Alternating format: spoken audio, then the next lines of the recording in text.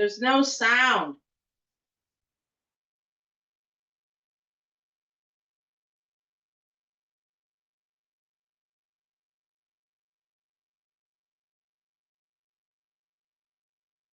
All up there in my yard, he came up there too. Knocked his bump off, put that down. I think, well around. This is a metal concrete. Right apart in Ward 3. I just want y'all to know that I need these speed bumps over there. Thank you, Mr. Williams. Next. Okay, first name Ray.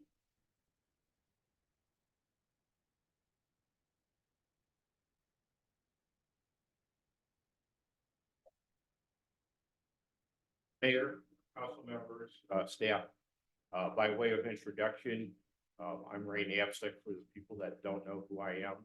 I retired in 2016 from the Ferguson Police Department. Yes.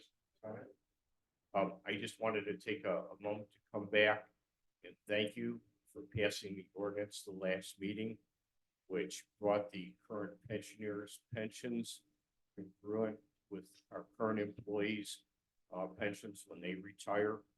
I know that was sort of a commotion for a while, but everyone voted and that ordinance passed last week. And I just wanted to come back and thank you for doing that. Thank you. Jerry Knoll.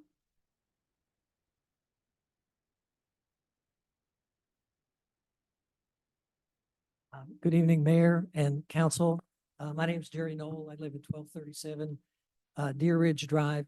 And if you remember a couple of years ago, I almost made a pest of myself coming up and saying, we need more members on the Civilian Review Board. That was in fact, in the winter of 2022, I came up almost every council meeting to mention that because we were going to have some members roll off in June. And we did, and we've got down to 5 members. You keep going. That was a fast 3 minutes. So when June rolled around, we went down to 5 members, and the end result was that from June to December, 7 of our 12 meetings, some of them open meetings, some of them closed meetings. I'm sorry, 5 of the 12 meetings we couldn't have because we didn't have a quorum. Summertime, people go on vacation, people get sick or whatever. Eventually you all did appoint some more members to the Civilian Review Board, and things have been rolling along okay. In fact, in November that year, we changed our bylaws, which defined a quorum as 5 out of 9. We defined it to say a quorum is 1 more than half of the seated members. So if you fall down to 6 or 7, we only need 4 to have a quorum, okay? But I'm here to give you a heads up again. We're down to 6 right now. We're gonna have 1 roll off in June, we'll be down to 5 again. So I'm kind of giving you the same heads up that we need members appointed. When Patrick Chandler's resignation was accepted, that knocked us down to 6. And speaking of that resignation, I just wanted to mention to you that our bylaws define the process for resignations, that the chairperson of the Civilian Review Board, who's me, right currently, is notified, and then the chairperson notifies the city council. That process wasn't followed. Patrick sent an email to me. I did not pass that on to the city council. A day later, him and I talked about it. A day later, he sent another email to me rescinding his resignation. And that's how the process should work. So when the chairperson has an opportunity to talk to the person, I'm not going to say I talked him out of it, but we had a chance to talk about what his issues were. And a day later, he rescinded the resignation. I never sent that on to the city council. He copied some other people on it, some people that are on the council. And so you all knew about it, but if he hadn't copied some of you on it, you never would have known because I wasn't going to pass it along. Anyway, if that comes up again, a resignation on the Civilian Review Board, the right process to follow is that the chairperson should pass along the resignation to the city council. So let's, next time, let's do it according to the right process. One last thing, Chief Doyle, for us on the Civilian Review Board, by his words and his actions, he's shown that he values our opinion and he values input from us. And I just want to put that out there. That hasn't always been true with previous chiefs, but it's true now. Thank you. Thank you. Cassandra Butler.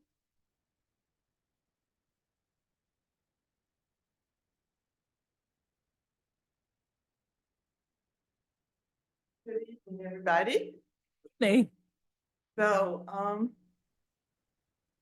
to talk about this what I talked about. And I guess in 3 minutes, hard to make it clear, so I just add each time a little bit to it. It is a clear conflict of interest for a sitting council member to have business before the council in the way that often comes up in this body. I think this body also, there's some issues. I see a lot of looking at the letter of the law versus the spirit of the law. And I think that this body is like, well, if we can get away with it, let's versus is it right? I feel about it. And in particular, when we talk about conflict of interest, there's never the consideration of the appearance of a conflict of interest. It's like, can we technically do it? It's discussed. So I want to say that requesting a special use permit by council member presents a conflict of interest, clearly. And Blake, I saw your post about why you intend to vote for the special use permit. And I think it was pretty recent argument. It does not consider the barrier to competition for the business owner who leases the property, and it does not consider the unfair competition to other landholders who may want to be the landlord for that use.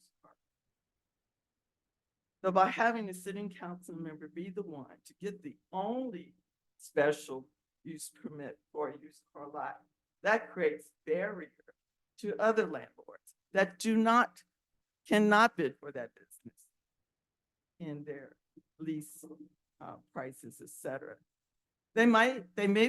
Other landlords may want to compete price-wise to lease their property for used car business.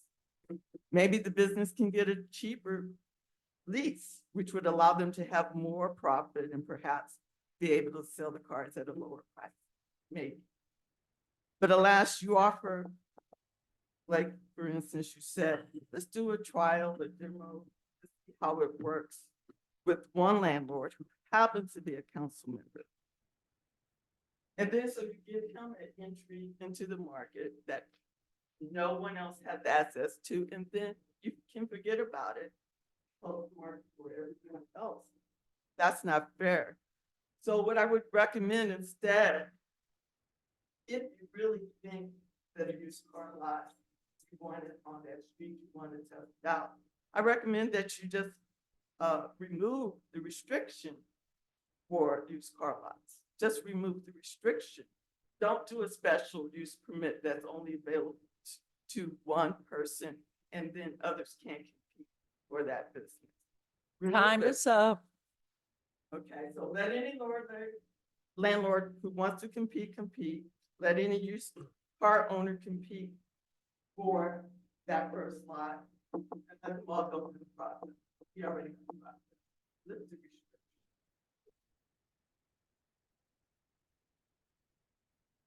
Alan Miller. Alan Miller.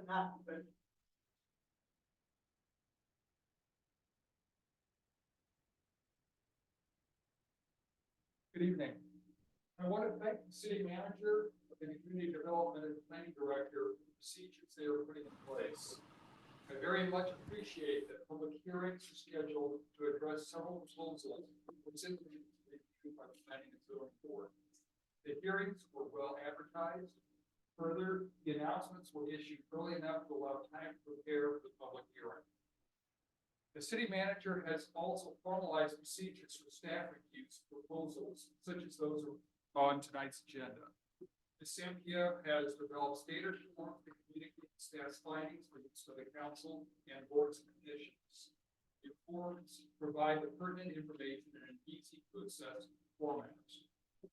When Mr. Palmer first took a seat at the dais, he explained his thoughts on a couple of bills prior to the public hearing. His explanations greatly helps provide clarity, dispel certain concerns, and develop support for his bills. Regrettably, those explanations have not continued recently. I strongly encourage the council to continue this openness. If every proposal receives proper vetted openness and vetting early on by the city attorney, the Human Rights Commission, all of the appropriate boards and commissions, in this case, Planning and Zoning Board, the Architecture Review Board, and the Board of Adjustment, and the Ferguson community as a whole, I believe in the end, it will actually expedite the work of the council. We have seen proposals such as those on the agenda this evening, were later withdrawn time and time again because procedure staff I previously noted weren't followed. Sooner that we come together to understand the needs being addressed by a proposed bill, and the sooner we work out the procedural, legal, and ethical issues involved, the sooner these bills can get passed. Thanks to you for the changes you're making. Please let's continue that.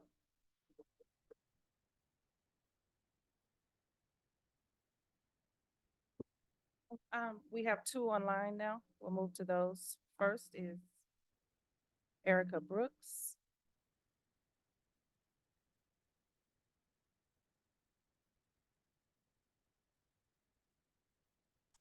Erica Brooks. Ms. Brooks?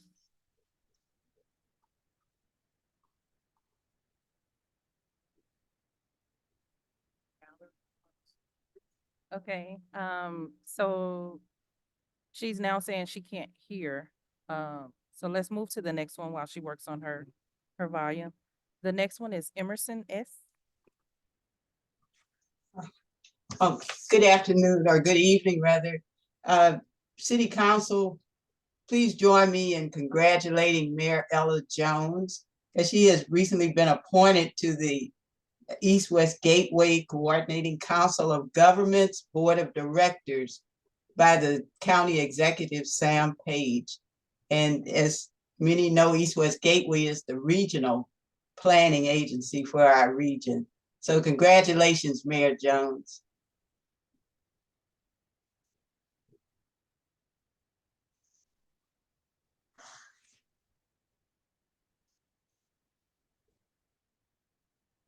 Okay, thank you, Ms. Emerson. Thank you, Ms. Emerson. Thank you. Okay, let's go back to Erica Brooks.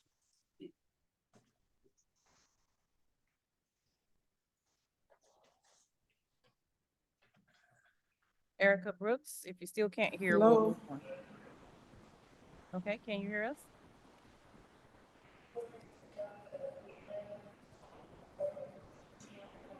I can't hear the meeting at all. I can't hear anybody from my screen. I can't hear anything. Can you hear us now, Ms. Brooks? If you can hear me, can you shake your head, Octavia? We can hear you, so just go ahead and start speaking. Can anybody hear Please. me?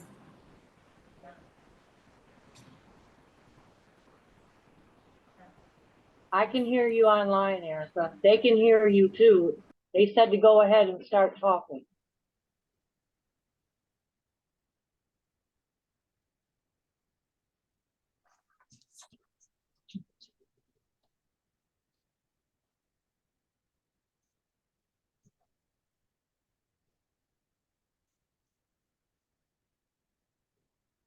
In the meantime, we just can't sit here.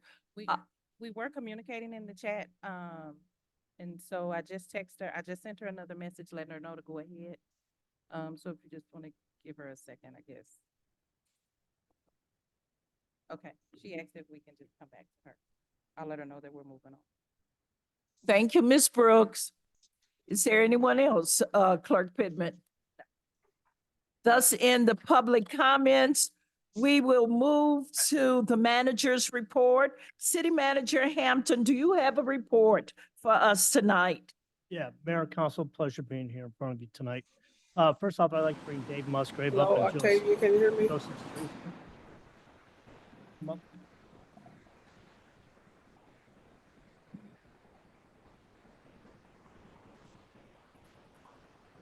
I brought Dave and Joseph up. Dave will introduce Joseph, but Dave is the new Assistant City Manager.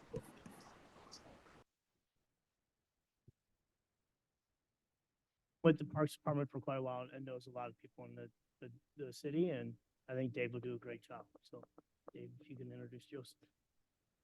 Good evening, Mayor. Good evening, City Council. It's my pleasure to introduce Joseph Seastrom. Joseph's been here a little over 5 years with us. Started out as facility manager, superintendent of parks for the last 2 years. He has a lot of work in our department. Very competent.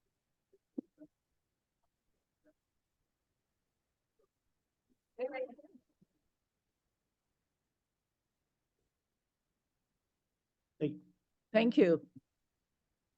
Okay, and then my second thing is before I bring up Chief Doyle, as Jerry Knowles stated, and I hope he does state this to the judge on how the attitude of Chief of Police Doyle towards the CRB. I mean, I believe the judge needs to hear positive things like that we do constantly.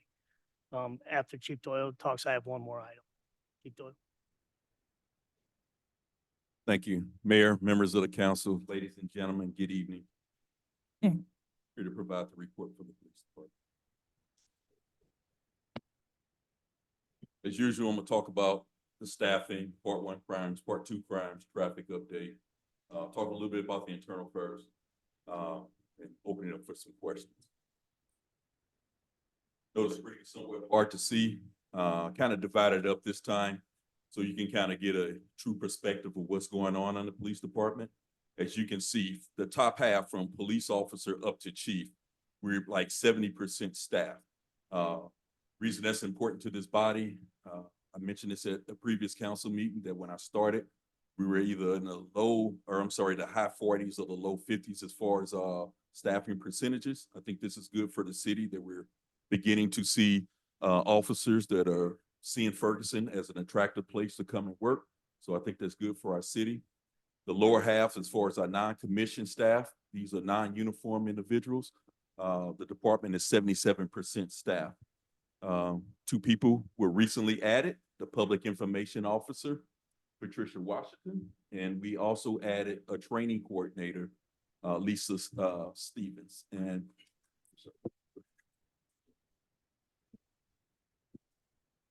reason both of these positions were important for us, as we all know, the consent decree has been asking for a training coordinator forever and a day. It took me a while to find that right person. I think Lisa bring the credentials and the requisite skills to our city. She was the training coordinator for the St. Louis Metropolitan Police Department, where she was responsible for training over 1,600 police officers in the city police department. So I don't think she will have any issues training 50 police officers here in the city.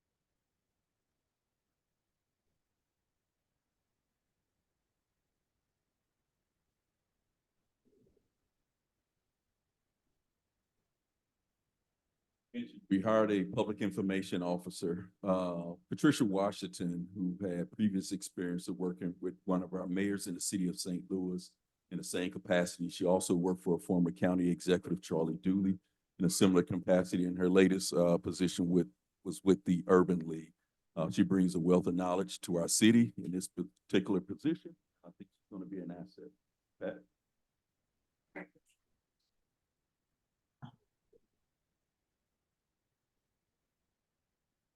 former resident of the city. As far as part one crimes, as you can see, for the year, we're actually down 37%. The biggest increase that you see on there is the burglaries, which I will address here shortly. But we had 15 this time compared to 4 this time last year. Part two crimes, for the year, we're down 21%. Nothing really significant on this slide other than the property destruction, where we have 51 compared to 46. And what's contributing to those are the individuals that are breaking into cars on our strip mall parking lots. And as I addressed this council previously, what these individuals are doing, they break in car windows, searching vehicles for weapons because they know that they can't bring weapons in certain businesses. They know that our community and our residents are possibly leaving weapons inside the vehicle. So that's what's contributing to that stat. Traffic citations and warnings, two-week comparison. For the year, we have written 127 citations and 42 warnings.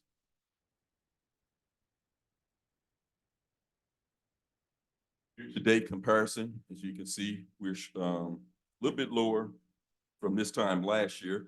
That has a lot to contribute to, has a lot to do with the calls for service. The month of January, the department received a lot of calls for service. And if you're responding to calls for service, it leaves you limited time to actually go out and do what I call proactive policing. So, because you constantly have to respond to the radio. So, hopefully that improves here as personnel continue to come. Failed yields, we talked about that. These are the vehicles who, for whatever reason, decide not to stop for law enforcement. And as of this year, we had 17.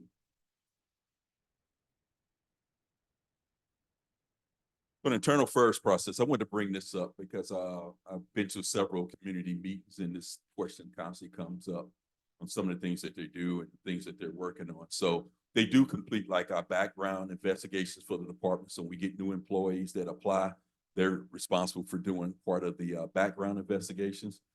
We had an incident recently here where an officer failed to activate his body worn camera.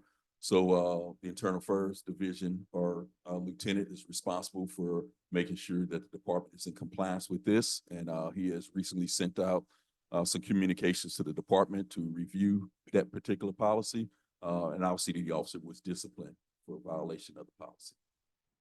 The review of the use of force reports and accuracy for policy compliance, which he's responsible for. And he's also has carried over some investigations from 2023, 5 total, 2 internal and 3 external. I kind of I'm not going to give you the word for word definition, but I think it's important for our community to know what these mean. So when you file an internal first complaint, there are several dispositions that you can get out of it. A sustained complaint is essentially saying that the investigation was looked into and the officer was basically found guilty of the violation that was brought forth. A withdrawn complaint means that the complaint was brought forth, but during the process, the individual decided they didn't want to move further on with the complaint. So the complaint was then withdrawn. An exonerated complaint essentially means that the complaint was investigated and the officer was found of no wrongdoing. And obviously a closed complaint was an investigation that was completed and there's no other further action with it. So with that being said, you look at last year, we had 6 external complaints. 3 were sustained, 2 was withdrawn, 1 was exonerated, and 1 was closed. As far as external complaints, we haven't received any. Internal complaints, last year we had 8, 6 sustained, 6 disciplined, and 2 pending. And the internal complaints this year, we had 1, and it's still currently under investigation. Use of force, I want to talk briefly about this. So our use of force is basically, we talk about vehicle pursuits, taser deployment, pointing a weapon or firearm at someone, and physical contact is what we consider use of force here in the city of Ferguson. you can tell from this graph here, in 2023, the city or the police department answered 30,486 calls of service. That means that someone in the city contacted the dispatch center where we actually dispatched a police car to make a contact with a citizen. And that could have been from a robbery, a disturbance, whatever. Could have been a car theft, whatever. Our officers responded. But I'm happy to report that out of 30,000 radio calls for the city of Ferguson, our officers used force in less than 1% of the total calls here. I just think that is remarkable. And I think this is extremely important, not only for this governing body to know that, but for our citizens to know that oftentimes law enforcement, we get a bad rap for being heavy-handed or want to be aggressive. I think this speaks well to the training that our officers are receiving here in Ferguson as far as use of force training and de-escalation training. So I'm proud of those guys for this.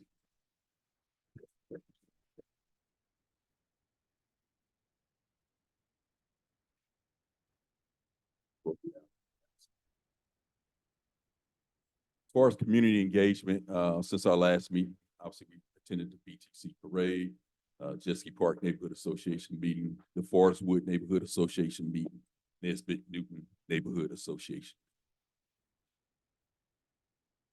I want to hit on this. So a couple weeks ago, we had a homicide over in Forest Wood Park. Suspect was apprehended short time thereafter. After sitting down with the prosecuting attorney's office, it was ruled as self-defense. Apparently, the victim had pulled a weapon prior to him being succumbing to this injury. So prosecuting attorney's office ruled that as self-defense. I talked about the burglary increase, which was over in Ward 3. We had an individual that were breaking into some of the apartments over there, and he was specifically targeting females that were there alone. The department did extreme. I mean, again, I'm so proud of these guys. They hammered that neighborhood as far as like patrol. They eventually came up with a suspect. The suspect ran from one of the officers, engaged in a foot chase. The victim was able to identify the suspect that night, broke into a residence. We took this case down to the prosecuting attorney's office. They issued a $100,000 cash only bond on this individual, but we also able to link this individual to several other burglaries in that particular ward. The good thing about this person being incarcerated, we haven't had no other burglaries in that particular ward since his arrest. So.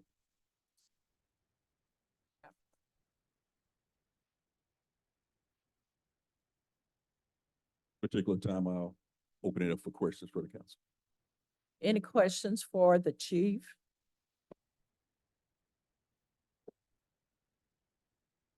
Great job. Okay. Thank you, Have Chief. one, chief.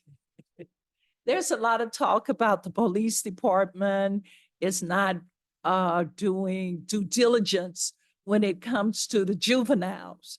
And you know, and I know, we've met with family court, prosecuting attorney. Could you just give some example or information on the point system? Because some people seem to have the point system like we're not doing nothing, okay? A good question. So obviously, I think, you know, that there's two systems here. We have a juvenile system, we have an adult system. They separated for a reason. There's case law on why that's the case. So Missouri established what they call a point system. So depending on the crime, you get certain points. The basic is if a juvenile gets like 15 points, the courts would consider holding that individual for that day or for what a period of time. However, what I've just recently learned that even though the juvenile meet the threshold for the point system, it's still up to the judges if they decide they want to keep this individual. So just because they meet the point system, the judge can say, hey, look, the person has a supportive family network. I mean, they can come up with different things and this individual can be released. It is frustrating for us here in law enforcement because oftentimes many of our carjackings or some of our robberies involve young people. And these young people are smart enough to know that when we commit these particular crimes, we go to juvenile. We had a case here and I don't know, maybe it might've been 4 months ago in Forest Wood where a lady had a weapon pointed at her. They took her vehicle, chased this vehicle in Ferguson, end up locking the individual up for the crime. However, before the officer was able to complete his report, that individual was released from family court.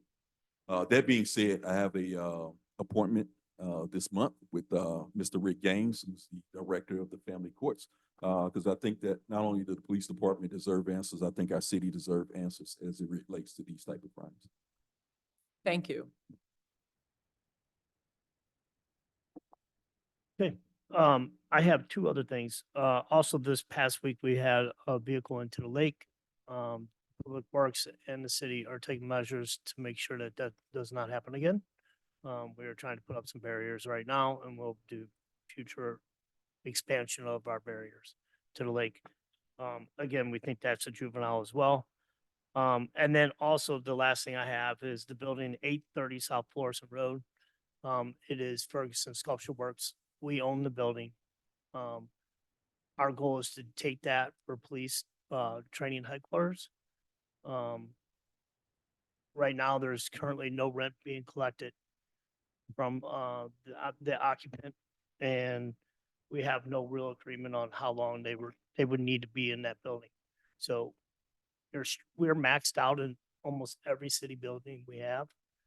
Currently, we're a couple of offices short at the police department. We're short here at City Hall. We're short almost in every building that we have. So this will help also with the consent decree for the training.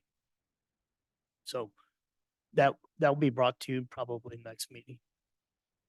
And that's my city manager report. Thank you, city manager. Thus, in the city manager's report, we move to our special presentation. City manager. Yes, Mayor, at this time, we'll do the consideration of the liquor. No, I'm sorry, wrong one. We'll bring Larry Robinette up for the FNIP quarterly report.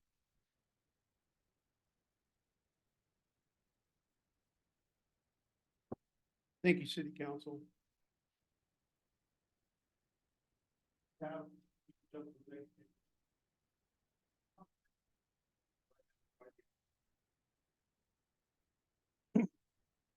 This first page is just a recap of the numbers that I presented for our last fiscal year, right? Our fiscal year runs, cities. So that took in the last half of 22, the first half of 23. My apologies, this presentation was made to the board a couple of weeks ago. The board all knows what those acronyms are. I will explain the acronyms as we go through it. If you have a question, please interrupt me and we'll get to that as well. The EIM is the Exterior Improvement Matching Grant. That is the grant where we provide $1,500 to a homeowner in Ferguson if they need help with an exterior improvement project on their home. So last year, we received 168 applications. We approved 142 and we paid 85, and a handful were either rejected or withdrawn by the homeowner. The GNG grant, that is the Good Neighbor grant that is provided for a new homeowner who is purchasing a home in Ferguson that meets certain criteria. And we received 11 applications for that last year. We approved 8 and we paid 6. There were a couple that ended up not being qualified or did not close on the property after they made the offer. So those were there. What that meant in terms, the numbers of the applications, what that meant in terms of dollars, right? We committed $126,700 for the EIM programs. And with that commitment, the homeowners invested a total of $476,450. So it was basically 4 times the money of the grant that was invested by the homeowners into their homes for exterior improvement program in the city. That's a fantastic return on the city's investment into the FNIP program. I'd like to thank you all for taking that step. It would have been possible without the support of the city. We paid out of that $126,000, about $98,000 on the EIM program. That's simply a function of, it takes people time to get their work completed after their application is approved. We also paid $15,000 into the Good Neighbor program. That meant that there were 6 new homeowners that qualified for that program that came into the city of Ferguson. That is fantastic. And they were very, very happy to have the support. So in comparison, what I've listed here is the first half of this fiscal year, which basically stemmed from July through the end of December. That's what these numbers are reflective of. Again, the EIM is the Exterior Improvement Matching Program. We received 80 applications. We approved 68, and 7 were rejected or withdrawn by the homeowner. 5 are pending more information that the resident did not provide with the application. The committed pending that we have on that total is 62 applications. I want to point this out, why I put the pending in there. You may think that it's really doesn't have a lot to do. But we get a lot of feedback about rejecting applications that are filed after the work has been completed. And there was a lot of discussion with the board on why we needed to do that. This is exactly why. Once an application is approved, we have to earmark those funds, and they have to be in the bank and they have to be in reserve so that we can pay that 6 months down the road, if it takes 6 months for that applicant to complete their work. So it's important that we know how many pending applications we have and that the application get approved before the work is completed. The NIM, that's the Neighborhood Improvement Matching Program. That program has since moved away from a matching program. We talked about this a little bit last year. We now will grant $1,000 to any neighborhood organization that wants to put up signs, beautify some area that's public in their neighborhood, whatever they have to do. We received 2 of those applications so far this year. Chesky Park was the first one. Ferguson West Neighbors, the next one, and they actually completed their work, and we are issuing them their check currently. The Good Neighbor Grant, we have 1 approved through December of this year. That has not closed yet. I'm sorry, that one has closed and been paid. The grant status in terms of dollars, we've committed about $90,000, and the investment by the homeowners is a little over $270,000. Again, falling in line with that $4-to-1 investment by the homeowners. We've committed a pending of $61,000 to be paid out on those applications that are there. And then, of course, the Good Neighbor Grant paid $2,500 that I talked about on the one above. The abandoned housing status, right? So there are several programs that the city obviously is working on with abandoned housing that includes, removing derelict properties by tearing them down, some of the transfer of ownership. Mayor Jones is well versed on this, right? We have a partnership with the county now working some of this. FNIP also handles a piece of the abandoned housing work in Ferguson. There's a partnership with the Legal Services of Eastern Missouri, a group that provides legal counsel pro bono for work like this. They let us know a couple of weeks ago that they did receive a grant from the St. Louis Port Authority to fund our work for 2024 to go after abandoned housing that is a nuisance in the neighborhoods. That was fantastic news to us. We tried to do this 2 years ago. With LSEM through WashU's legal counsel, and we were not able to pull that together and get a grant to be able to cover the work. So we were very happy to get this news from LSEM.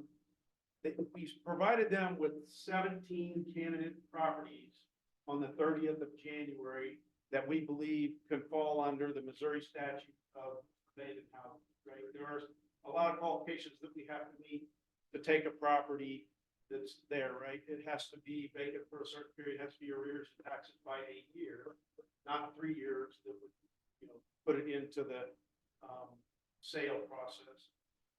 Currently, Ms. St. Pierre is working on the code violation history for those 17 properties.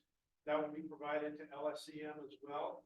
We also had the board of directors from FNIP agreed to make a grant to LSCM.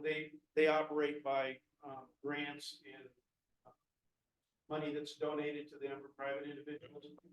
FNIP has agreed to give them a grant of $2,500. We're planning to get that granted out to them before the 1st of March.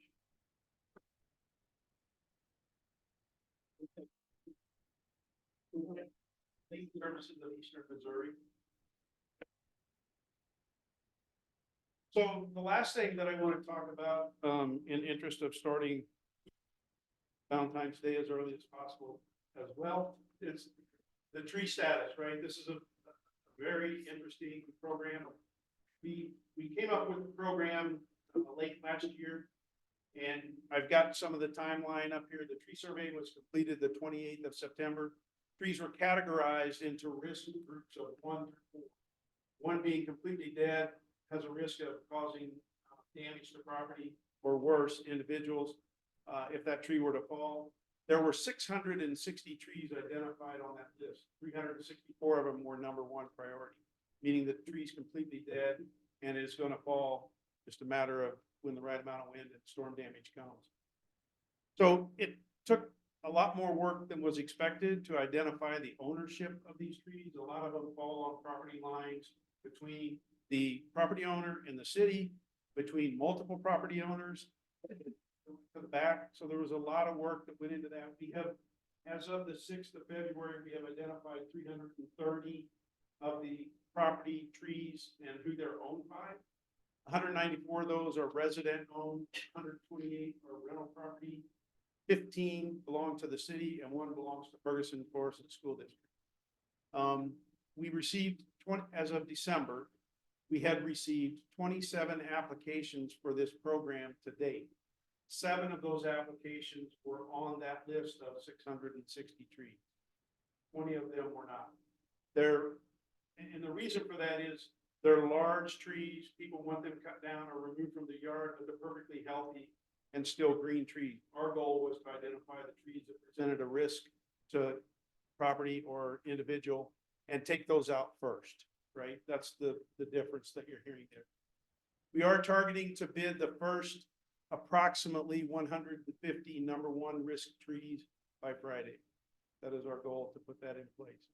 Once the bid is out and we receive the bids back from the tree companies, then the homeowner will be contacted. This is a 50-50 program. F&IP pays half of the cost of removing the tree. The homeowner pays the other half of the cost of removing it. The payment process has been set up. That's now put in place. The city is going, actually Rachel's team is going to process payments from the homeowners in for their half of the tree cost.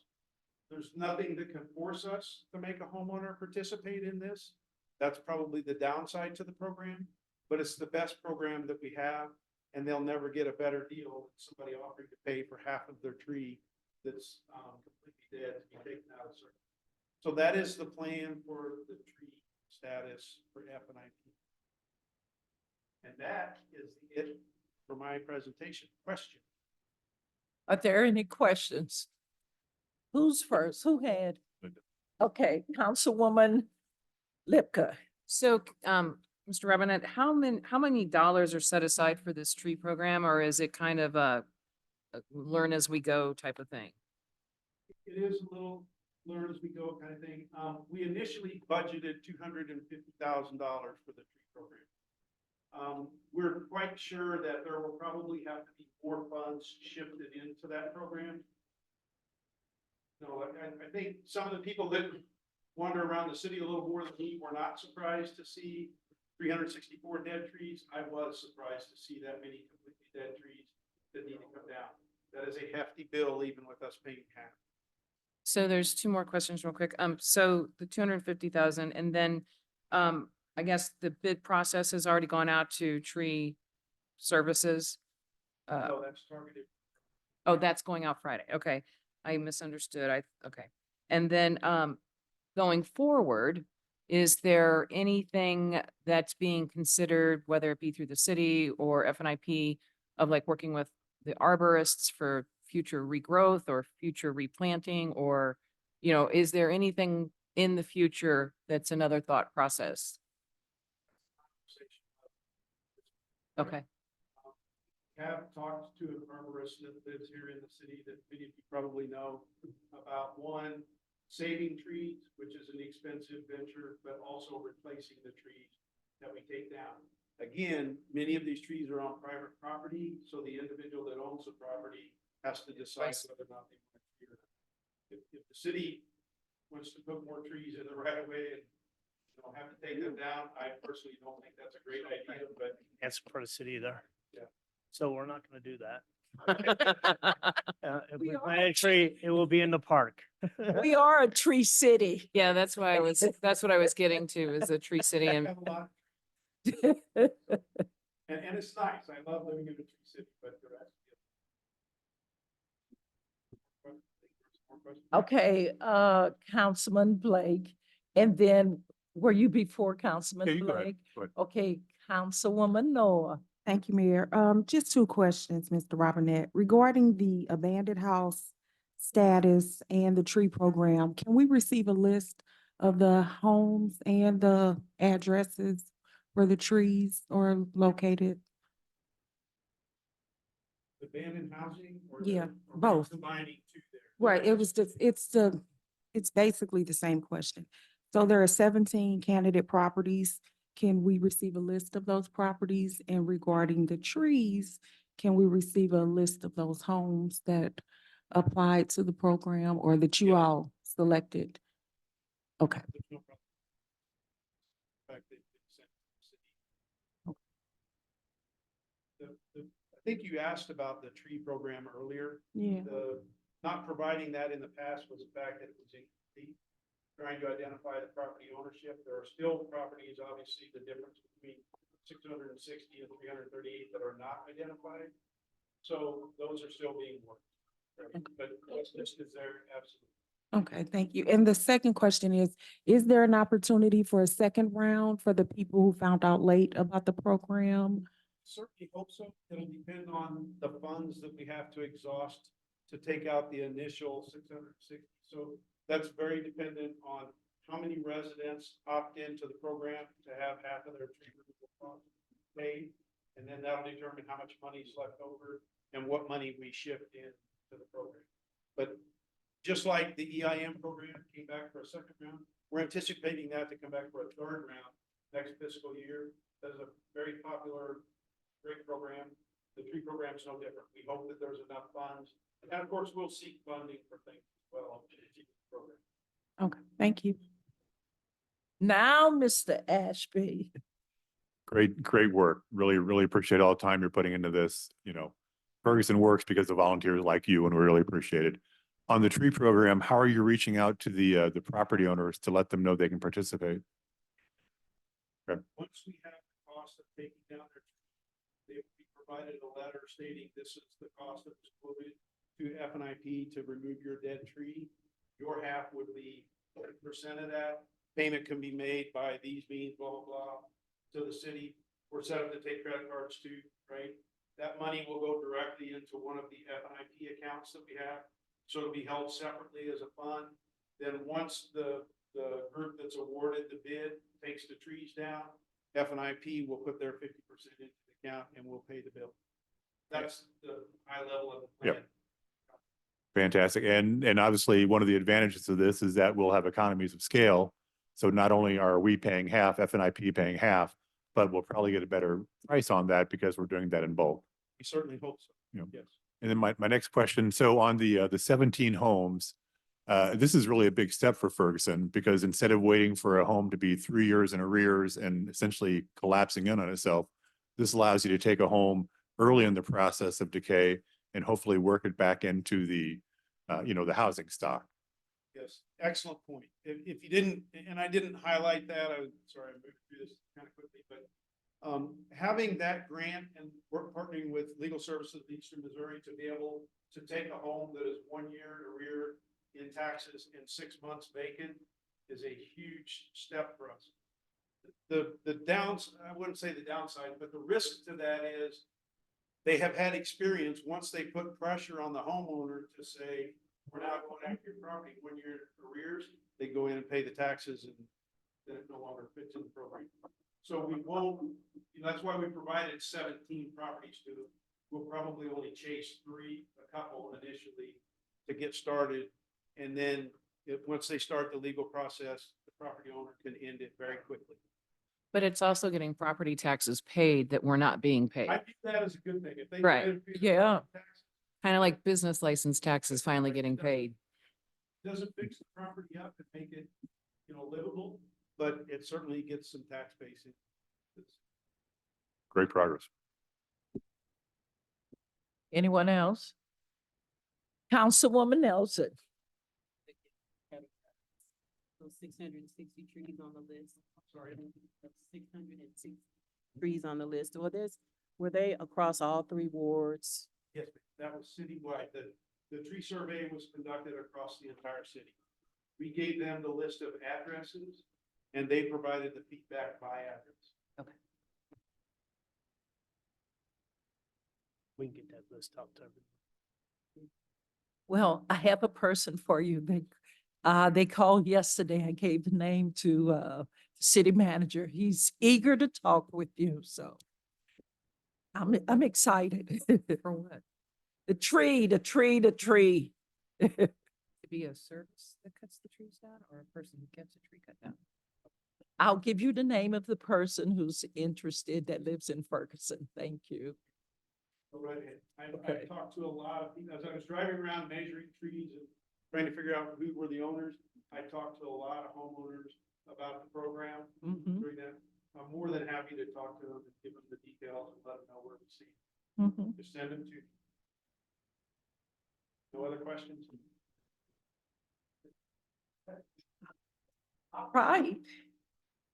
That's in our special presentation. Public hearing.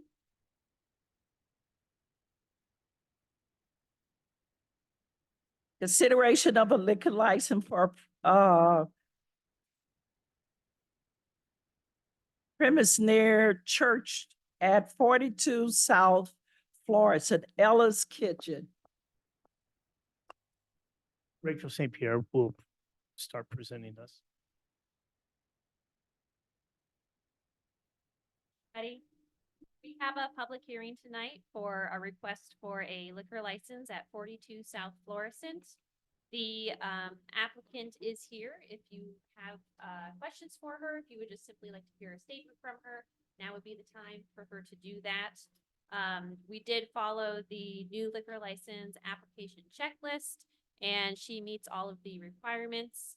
The only item that we are concerned about, which we have included her letter of permission from the church that she is near to, is that there is a violation of section 4-30, where she is closer than 300 feet to the church. Continue with that business and the approval of our liquor license.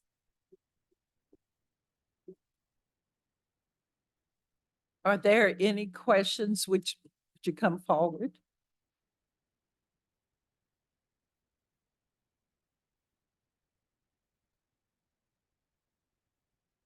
Good evening, everyone. Yes, I did get permission from the church across the street to obtain the liquor license. I did fill out all the rest of the applications and everything and I submitted it to Ms. Octavia. Did anyone have any questions for me at this time? Councilwoman Lipka.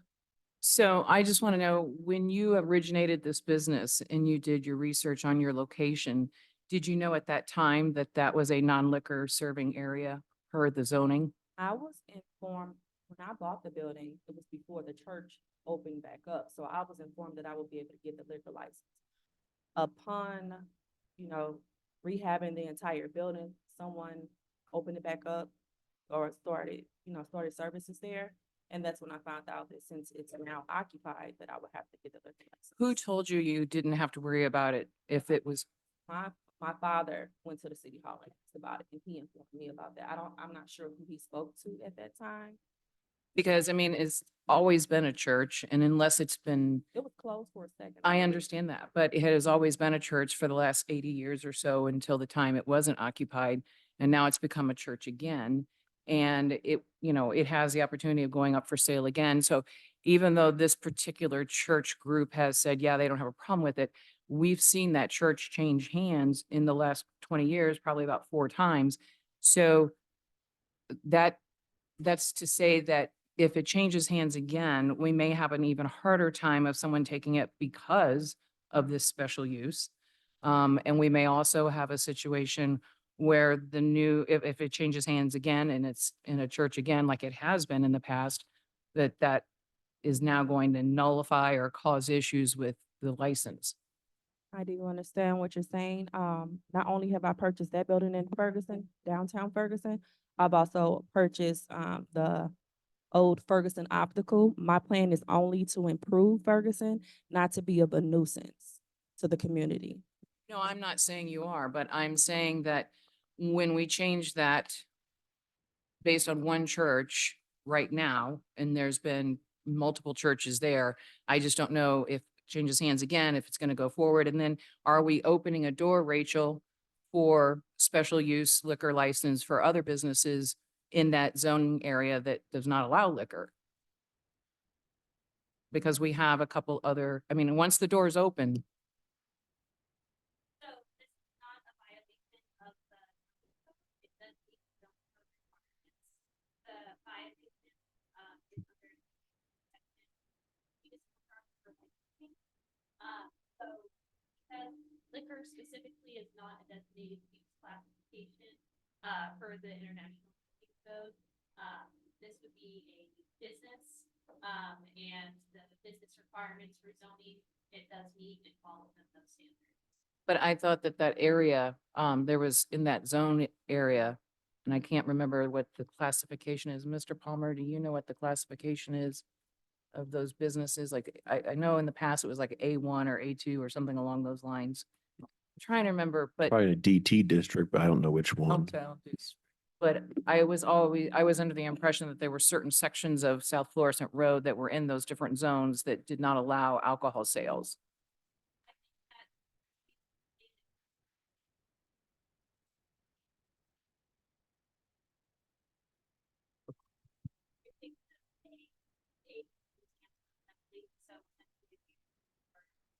This, or a banquet hall.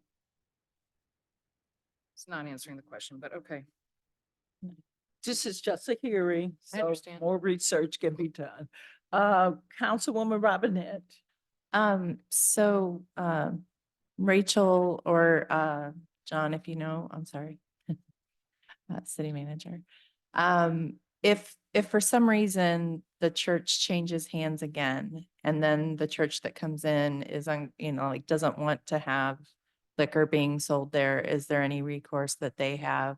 Is this or is once this is granted, it's just granted? Chapter 4, it does say that they can make an appeal. So if they decide that they are not, not in agreement with the sale of liquor, they can. Thank you.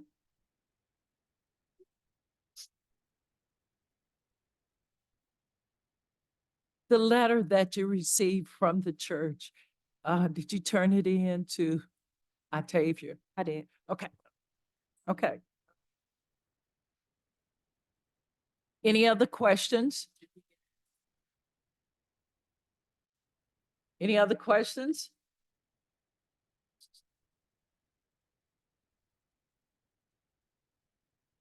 Right now, we'll close the hearing.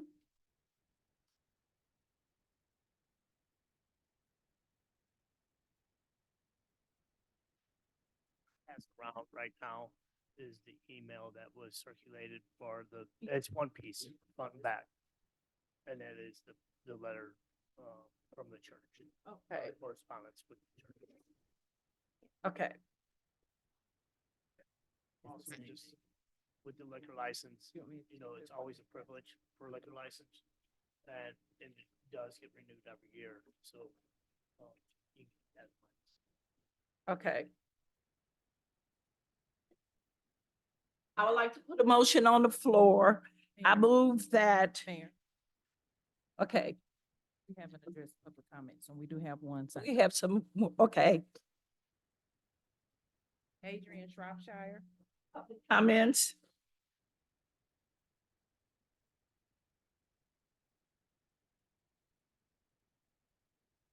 Council. I'm here to speak on the liquor license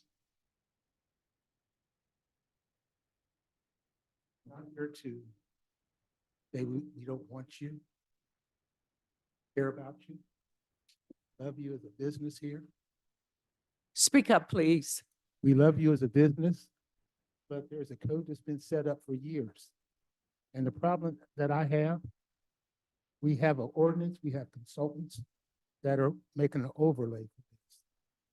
We're running into problems. If we would have took care of business, council, we wouldn't be having this because we would have a new ordinance and everything. We'd have a new overlay of our city, what can happen and what can't happen. But I think if we do give the liquor license to Ella's Kitchen, we'll have to give it to Audie's. Then we'll have the fish, chicken and fish down the road by First Baptist. He will say, okay, let me apply for that. We have the emos in our DT1 area. I want to apply for their liquor license.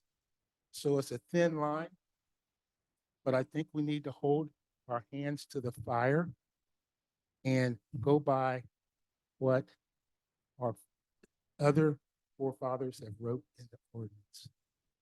I'm not here to say we don't need you. I go by the ordinance of what is written. And if we let this happen, we turned down the Family Dollar about I think it was in about 3 years ago. Family Dollar came in to want their liquor license. No, because actually they're close to the church right there too. If we were to give them, or the Dollar General, First Baptist is right there in that little area. So be diligently, counsel, when you make your determination, give it some thought. And whatever you decide to do, I'm behind you. But I just thought I'd give you the previous rulings that we've had in our city. Thank you. Do we have anyone else signed up for the public hearing?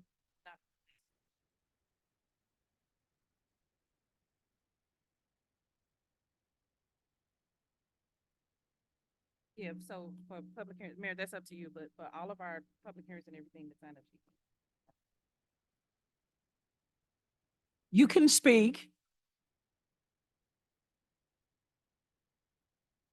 I don't have a position one way or the other as to whether you should grant it or bid. But I did want to clarify a couple of things. First of all, the appeal right that's later in section 4-30 is only for the applicant to deny it. There is not, that I saw here in the ordinance, the ability of a future occupant of that church building to go back and ask council to rescind the license. Now, the annual renewal is discretionary, and you could not renew a license anytime you want for any reason. But realistically, if an established business has a liquor license, it doesn't seem right to pull the rug out from under them like that just because the church changes hands. So I would think about that.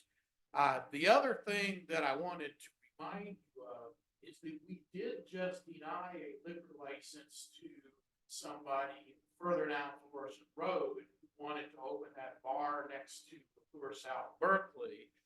They had already made a substantial investment in the building, and I don't know exactly what happened in terms of getting advice from Mr. Leibson or whatever, but they lost some serious money, and council did deny that license because of the proximity to the school. And if you think about where that was located, it's all the way around. You can't walk from the school over where that bar is. You'd have to go all the way around, and it'd probably be half a mile of walking to get there. So, but we denied it because they were X number of feet away from that school. So, again, I don't have a problem with Ella's Kitchen selling liquor, but if we're going to be consistent and fair, we really need to keep in mind what we're doing. Thank you. Anyone else? City Clerk?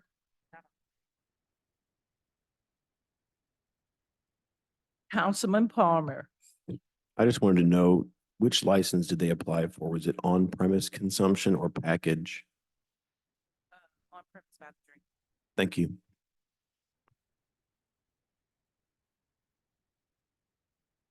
Anyone else?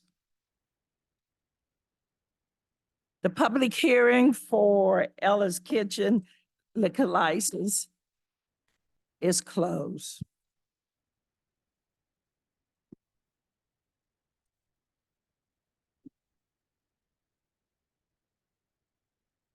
I would like to make a motion for the items on the agenda for case PZ-241 and case PZ-23 be tabled simply because when the planning and zoning took the vote, they violated the sunshine law. They had someone on the telephone, and the sunshine law clearly states 610.15 that a person must be present or they can vote via Zoom. You cannot be on the telephone talking to someone on Zoom in order to cast a vote. That is my motion, and that is the reason why I'm asking it to be tabled for planning and zoning to go back and hold the meeting and get the vote correct, so you don't be in violation of the sunshine law. Is there a second?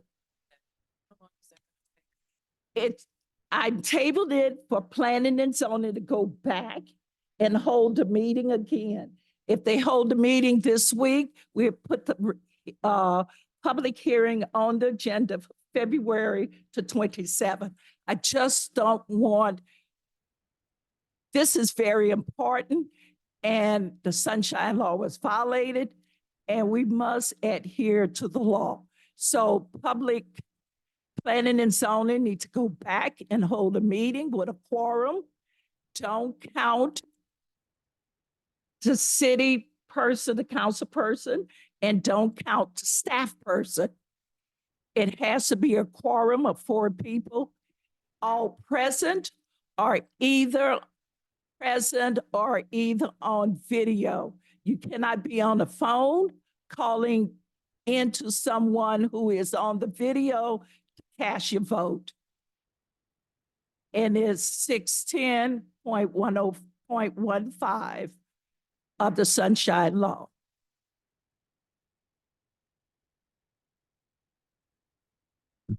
So this is new to me. I didn't realize we had issues with the planning and zoning. But so what is the city attorney's view on that? Have we fulfilled what we needed to do under the planning and zoning rules?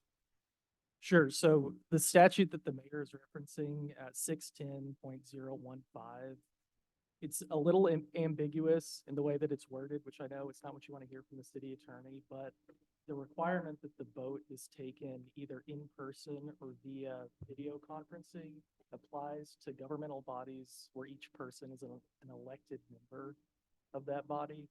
And there's also an exception in this portion of the statute that allows votes to be taken via telephone when there is an emergency that's communicated. But this was not an emergency. Councilman Palmer. City attorney, also, wouldn't you describe the planning and zoning's role in this as advisory? That's right.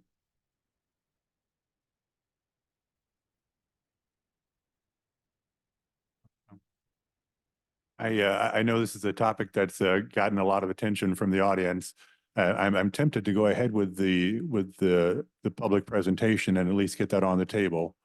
And we've got to take 2 votes on it anyway, I believe, don't we? But if the vote from planning and zoning was not taken properly to recommend the public hearing, that's what it was, the vote to bring it to the council. Mr. Palmer. Attorney, was the vote to take it to a hearing, or was the vote to also serve as an advisory to the council as part of a packet, planning and zoning's recommendation, staff's recommendation, and the public hearing?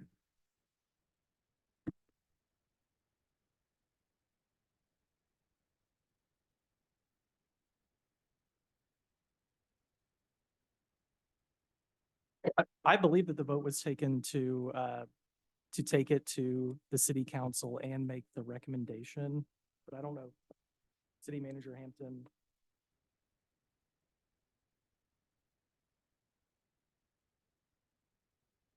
Councilwoman Robinette. Are there minutes available from the meeting that? Yes, I had the city clerk to send the recording out to everyone on February the 2nd. I don't have minutes. No, I we think don't she have did the that- minutes. We only have the recordings. They have not submitted the minutes. Sent to everyone being who? The council. I can bring Rachel up to. It was forwarded out in the email. Forwarded out in the email, February 2nd. I can I can bring Rachel up so she can explain what it was. for. Okay. Rachel.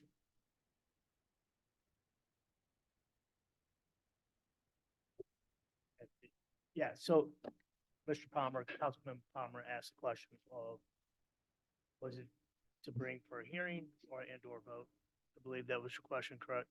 So the Plan and Zoning Board really has no authority to, it's a recommendation. So even if Plan and Zoning voted no unanimously, the council can still vote to approve the special use permit. Is that correct? So the way that I understand the planning and zoning commissioners' capabilities are that they make a recommendation to council. And then part of the process to bring it before council is first, we have to have a public hearing. So council won't be able to vote on it until a public hearing is held. And that notice has to go out 15 days in advance. All of the adjacent property owners have to be notified. We have to have it on the bulletin board, on the website, yada, yada. But then they do have council, when I say they, council has the ability to table this indefinitely if the public comment is negative or positive. So ultimately it is up to the council. So if this were the hearing, we don't vote on anything tonight, correct? Not that I'm aware of. Nope, you're So- just hearing. So at the next meeting, assuming the hearing happens tonight, we would have a packet that has information on this case. And it would say staff's recommendation, it would have the plan and zoning's recommendation, yay or nay both ways. And it would also have, it say that a public hearing was held meeting the requirements. Council should vote on this, correct? Yes, so the memo that you would get would be similar to all of the memos that you have received in the past. And then part of our department's packet would be a copy of the affidavit from the ad for the public hearing, a copy of the letter that was sent to adjacent property owners, all of the addresses of the adjacent property owners, the applicant's application, and all of the pertinent documents, drawings, ownership, everything else that goes along with it. We also have started to include various checklists that follow our zoning ordinances to better help our planning and zoning members, the public and council members to be more educated on what they are approving or disapproving. Thank you. And Madam Mayor, I had a question for the attorney again, too. Is it okay if I address the attorney? City attorney, again, the ordinance, the rule that was specified that was possibly in violation, that governs elected bodies, not appointed bodies, correct? That's correct. The rule that votes have to be taken either in person or via video conferencing applies to public governmental bodies where each member is elected. Thank you. Councilman Blake. So I actually talked to Adrian about this after the meeting, and it sounds like there were some glitches in the planning and zoning meeting itself. But I guess my comment would be that I don't think the glitches were terminal. And, these business people have been working on this for a while, and I worry sometimes that if we are too strict on things and look for reasons not to move things forward, we'll wind up hurting our ability to attract businesses. So I got to say, I'm tempted to just go ahead and let the hearing go forward, and then at least, let people have a chance to talk about that and continue the process. Councilman. Also, to bring some context to the reason why the meeting was held via Zoom, the meeting was moved to Zoom about 2 hours before it was actually supposed to happen. Is that correct, Ms. St. Pierre? Yes, I believe so. So, the community development coordinator, Joel, his, newborn infant went into the NICU. So he unfortunately was not able to host a traditional meeting as you guys are having right now. So that is the emergency condition that we have moved it to Zoom. Timetable wise, I can't tell you exactly when I did everything or when Joel himself did everything. We did make every opportunity to make sure that the updates were made to the website, that there were physical packets outside of our door available for anybody who did show up physically. We also posted notices on every single door here at City Hall. Would it also be accurate to state that the previous planning and zoning meeting couldn't happen and business couldn't be done because of lack of a quorum? Thank you. Councilwoman Robinette. And Rachel, do you happen to have a copy of the minutes from that meeting, or does anybody have that? We do. We have them typed, but they haven't been approved by the Planning and Zoning Commission yet because we haven't had another meeting. So that's why they haven't been provided to anybody yet. Okay. Yes, the recording was sent out. Octavia sent the recording out to everyone. Blank, can't see it. It's on my, You got it, but I did not. I'll be she honest. sent it to DL. See, there's a blank spot. I'm just saying, not everybody did get it. So, Councilwoman Robinette. If the sunshine law then doesn't apply to appointed board members, it only applies to elected officials. I think tabling it under what you proposed is probably not the right way to handle it. We should probably go on with the attorney's raising. Madam Mayor, is it okay? Go ahead. I know you didn't mean this, Councilwoman Robinette. I just want to clarify, the sunshine law still very much does apply to public governmental bodies in general, but so this specific provision that would require a vote either in person or via video conferencing, that provision only applies to governmental bodies where everyone is Elected officials. Yeah. It applies. Councilwoman Lipka. Can you explain from what we've heard so far, the part of the sunshine law that the mayor is referring to, you have clarified that that represents presentation or lack of communication through elected officials, right? So maybe I didn't make that clear, but the statute that she's referring to, you have clarified that that is for elected officials, being a phone call versus a video versus in person. Yeah, so that's right. Okay. This statute, which would require a vote to be taken either in person or via video conferencing, only applies to public governmental bodies where every person on that body is elected. So it wouldn't apply to an appointed commission. Right. No, that part I'm clear on. So, but you said it was still very important. Is there any part of the sunshine law that is still in, or is still in confusion or still been handled incorrectly that you can think of at this point that would lend itself to the mayor's request? Not that I know of, but just with the caveat that until I have all the information, I can't just make a blanket statement that everything complied with the sunshine request. But for this specific question, the sunshine law 610.015 is only applicable when it's a public governmental body. So that particular law was not broken.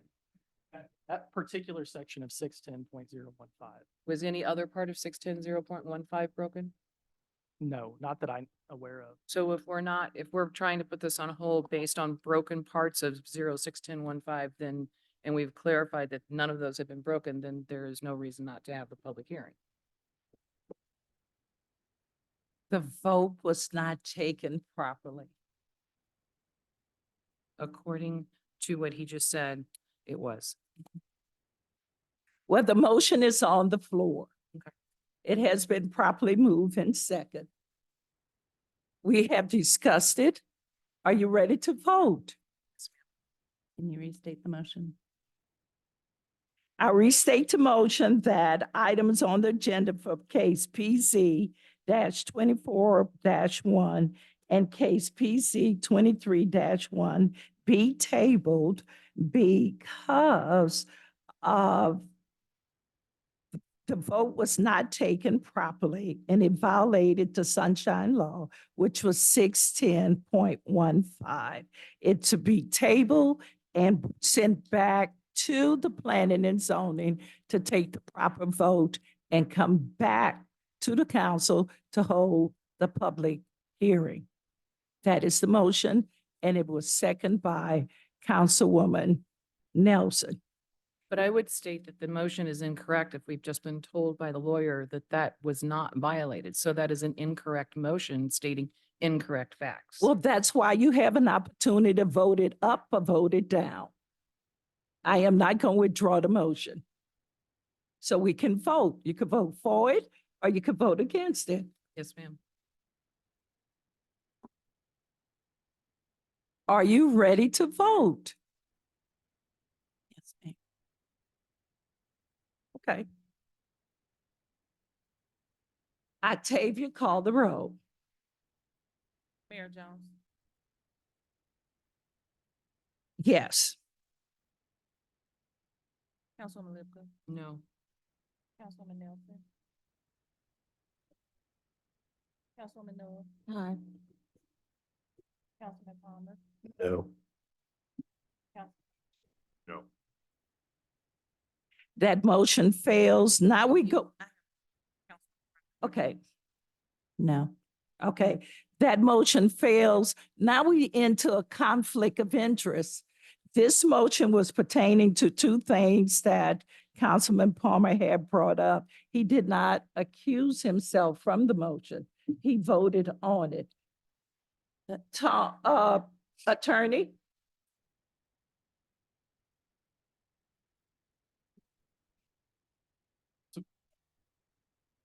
It's my understanding that the hearing now is just the public hearing Mhm.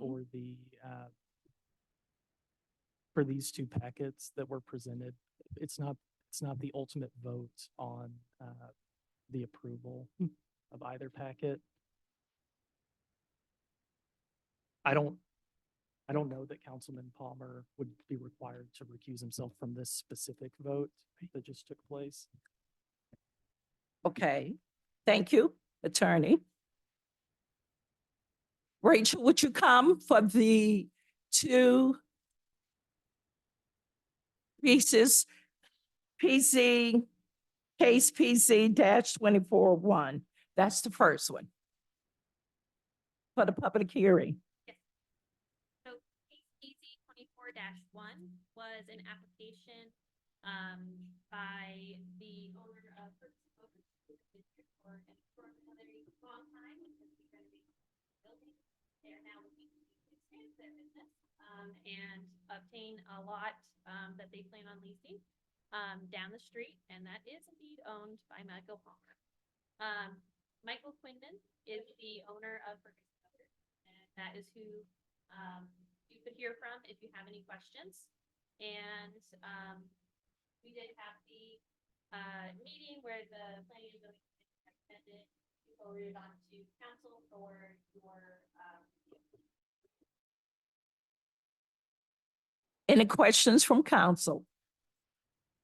Councilman Palmer.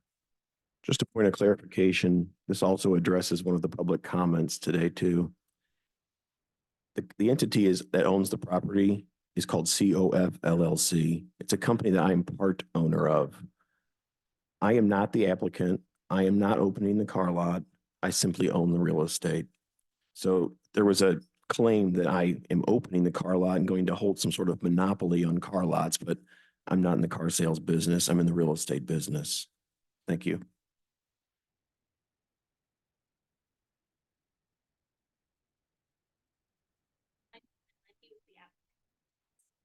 Thank you for taking the opportunity to hear from us. So it's really simple. We are already selling cars. We have a pretty strong demand from our customers outside of our direct geographical area. And like to do more of that. I find that there's a distinct need locally. Take a previous car dealership, rehabilitate the property, make it look nice, and then function as that sales portion of our business down there. So if you have to take any questions, providing their information. Councilman Blake. And we appreciate your thinking about doing this in Ferguson. One of the things that's been floating around is concerned about predatory lending and some things like that. Can you just real quick give us an idea of what kind of cars you're going to be selling, price range, and then how the financing works, and then, the degree to which you self-finance? Yeah, absolutely. So we took the opportunity in preparing for this meeting to pull together some numbers for you. So we provide indirect lending. We facilitate indirect lending for customers. We actually have dealer agreements with various different financial institutions, so we can assist customers in securing financing for their purchase of the vehicle.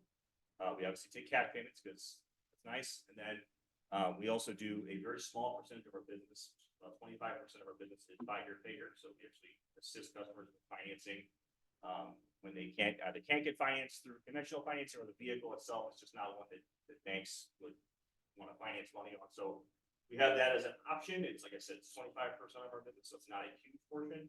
In fact, what's interesting is almost 50% of our business has been cash deals. So our average sale price is about just under $11,000.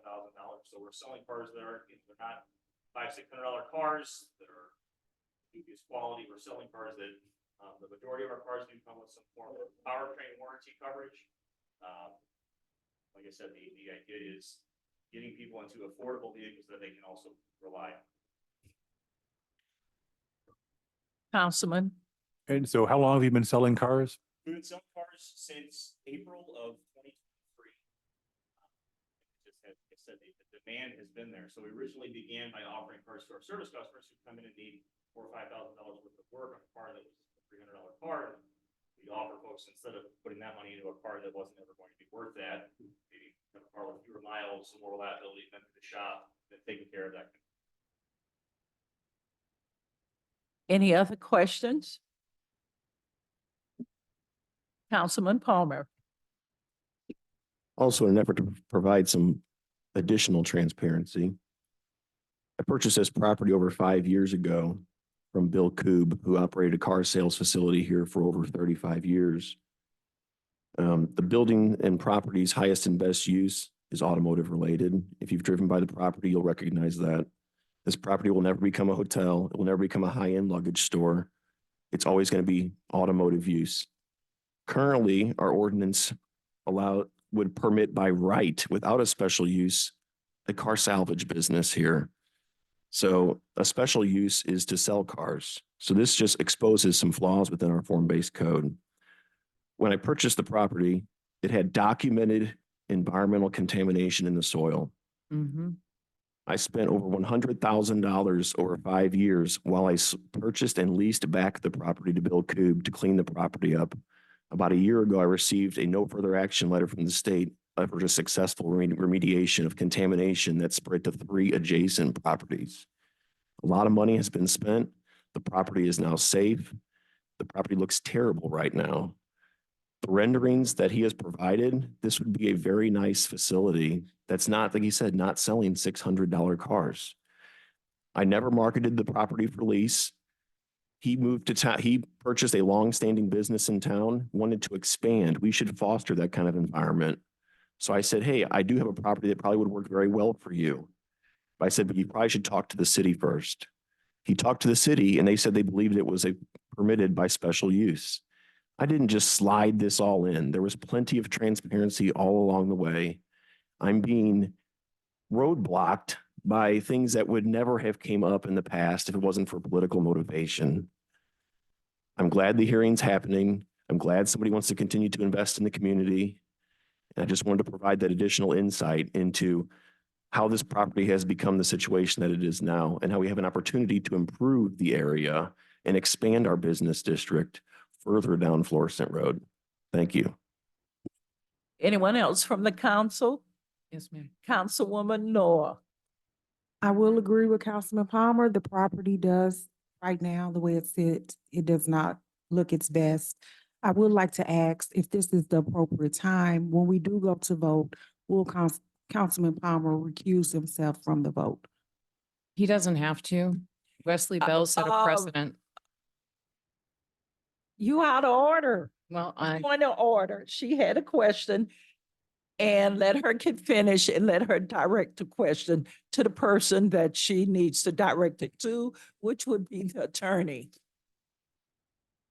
Attorney, will Councilman Palmer, I don't know if he has to, but the ask would be if he would recuse himself from the vote. Just, like you said, you want to provide transparency, let's provide it 100%.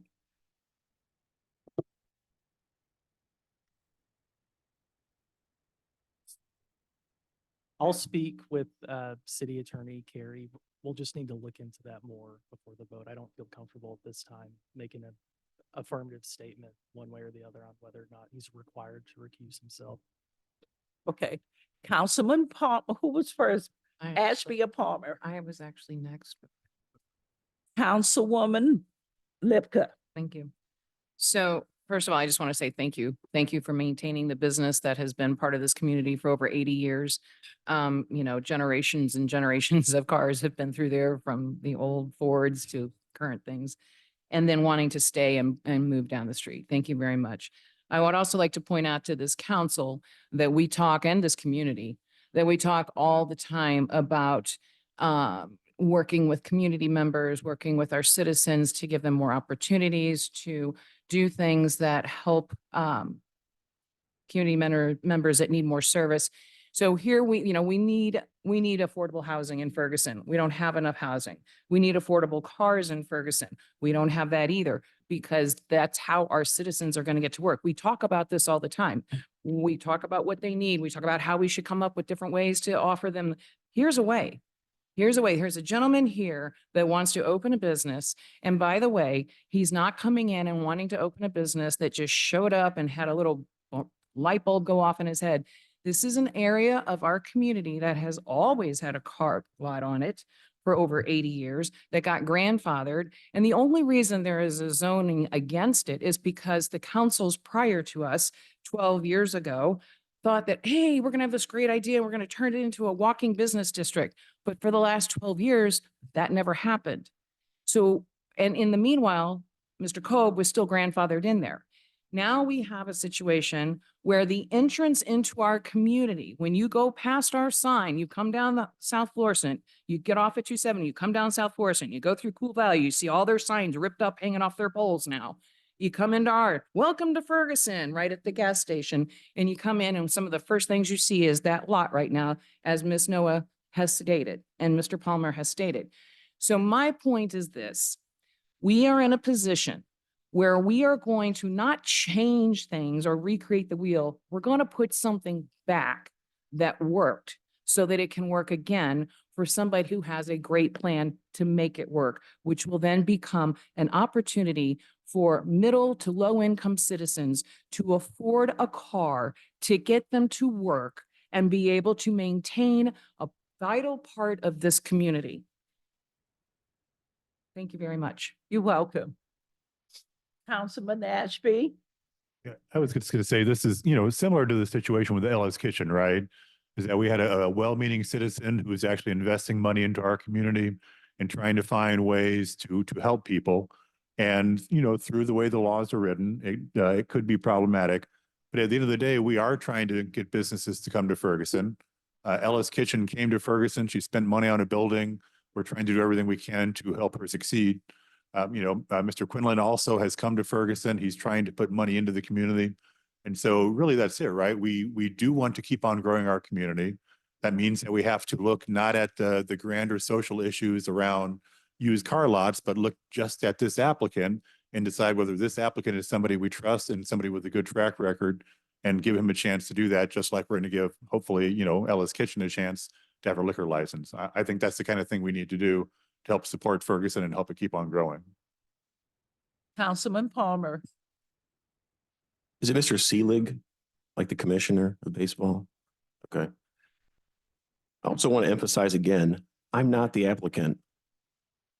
I will be voting on this. I will disclose that I own a portion of the real estate that's going to be leased, but I will vote on this at next meeting. I have no duty to recuse myself on a property that I'm not leasing. I'm not the business owner. I'm not the applicant. I simply own the real estate. By the theory that will be proposed in the coming weeks and the next meeting, I would essentially not be able to lease any of my real estate in town that comes before council ever, because I would, according to some people on council, I should recuse myself if I own the property next door or if I own the property, across the street. That's simply not how this works. I'm advocating for a person who wants to open a business in town. I'm a pro-business person. I'm not the applicant. Thank you. Thank you. Any other questions? We got to move on. Last question. So would you have been interested in this lot at all? If you had come across this piece of land and it had all the environmental problems that were on it about 4 to 5 years ago?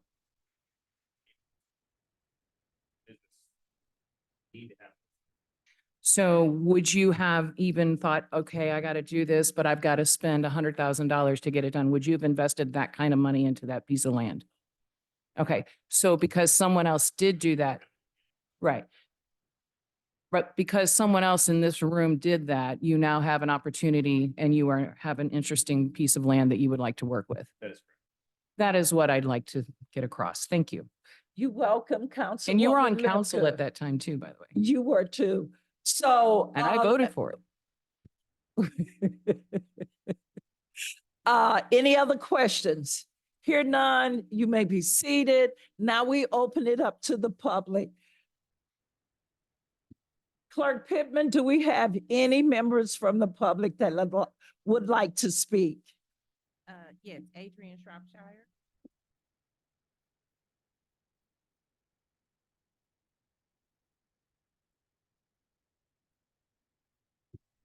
Good evening, citizens. Good evening. You remember a gentleman called Stacy L. Hines.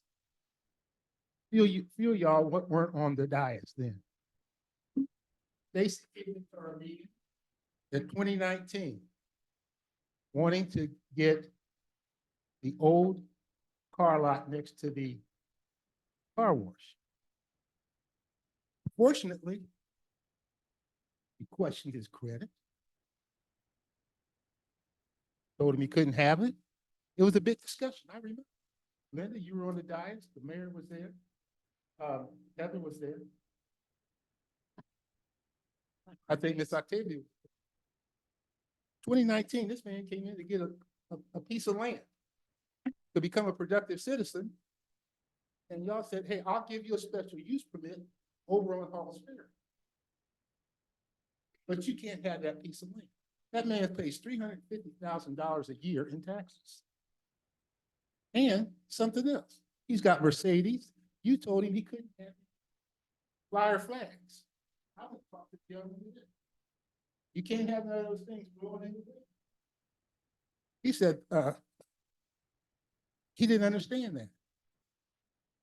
You gave him restrictions on what kind of cars to have on his lot. You thought he was going to bring a bunch of junk in there. This man has $15,000, $20,000, $30,000 cars on his lot. Go down and check him out. But you ran him over to New Hall's Fair. We'll give you that over there, but you can't have this over here. Right along next to it, it was E&J Car. You gave that man the blues.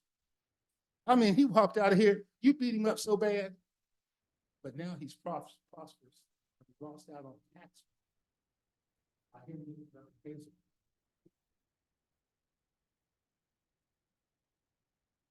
The president has been sent. When you sent the gentleman that wanted to come in here that ran Mid-American Motors in Chesterfield and told him that he couldn't be down there, you set a precedent there. When you sent him over on Hall's Ferry, that was the precedent.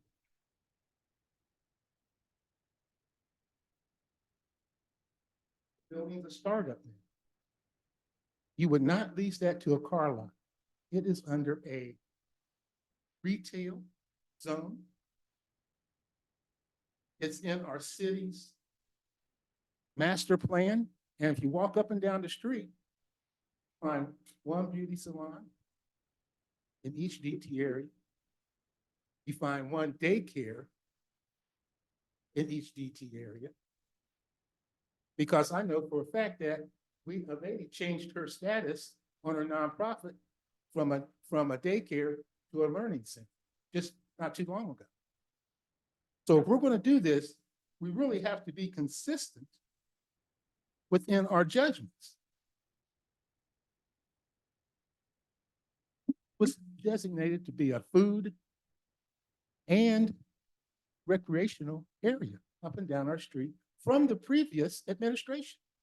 I was at that meeting. It's something how you're 70 years old, but I got a sharp memory. Sharp. The master plan should be held just like any other ordinance because we're in a tax pool. You might sell $100,000, $200,000, $300,000 cars a year worth of cars, but we're only going to get a percentage of that, a small percentage of that. It ain't like we got big gangbusters. So to be a buy here, pay here, that's how I started out. Back when I was 18 years old. Well, I got busted up and I never went back again. And lending hasn't changed. You can't say what your rates are going to be because the market's up and down. You can't say what people's credit's going to have them down. So we cannot let a business come in that is against our master plan. And from my understanding, I don't know if you've contacted the Ferguson Business District. Oh, that should be a move. You should let the Ferguson Business District know what your plans are. They know nothing. So I ask you, council, to be careful how you vote on this, because this will affect our master plan of our city being a retail, food, recreational, music, good time. Because I guarantee you, once they go down and buy a car, they ain't gonna come up here and spend no money. They got their money and gone. They got the car lot, got their money in the back on the road. I bought cars all my life. I've bought good cars, I bought new, I bought used, I bought them from buy here, pay here. And I understand the business. Bulk sales. So I ask you one more time, do not let the master plan that was put in place by our previous administration, it was put in there for a reason. So do your due diligence. Think it out, talk it out for the people, for the citizens. There's other business that will go in there. That we have to market it. Now that it's clear land, no contaminants. Market that business. If they have to tear it down, they tear down businesses every day and put new in. That's not the only thing that can go there to beautify our community. We have to start there. I think that's a good starting point for our for planning and zoning, and it's a good starting point for our city. Mr. Shropshire, wrap it up. Oh, yeah. Please. Oh, sorry, Mayor. Post 9. Yes, but I'm just saying, be diligent in your voting. I appreciate it. Thank you. Thank you. Who's the next person on the agenda? Cassandra Butler. Ms. Butler?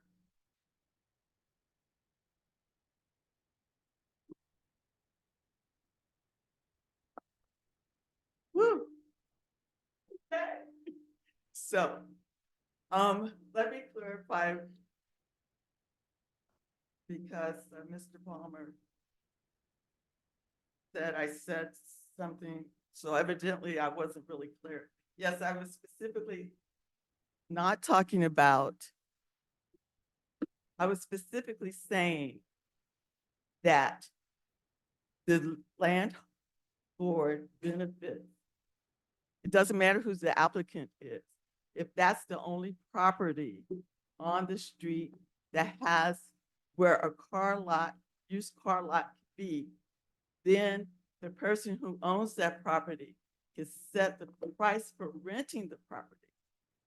But if you lift the whole restriction, so you don't need a special use permit, and you give it, let any property that the business owner is interested in, let him look at all the options and decide what property he wants to use, then that helps with the competition, because then you have to compete with maybe someone else set your price.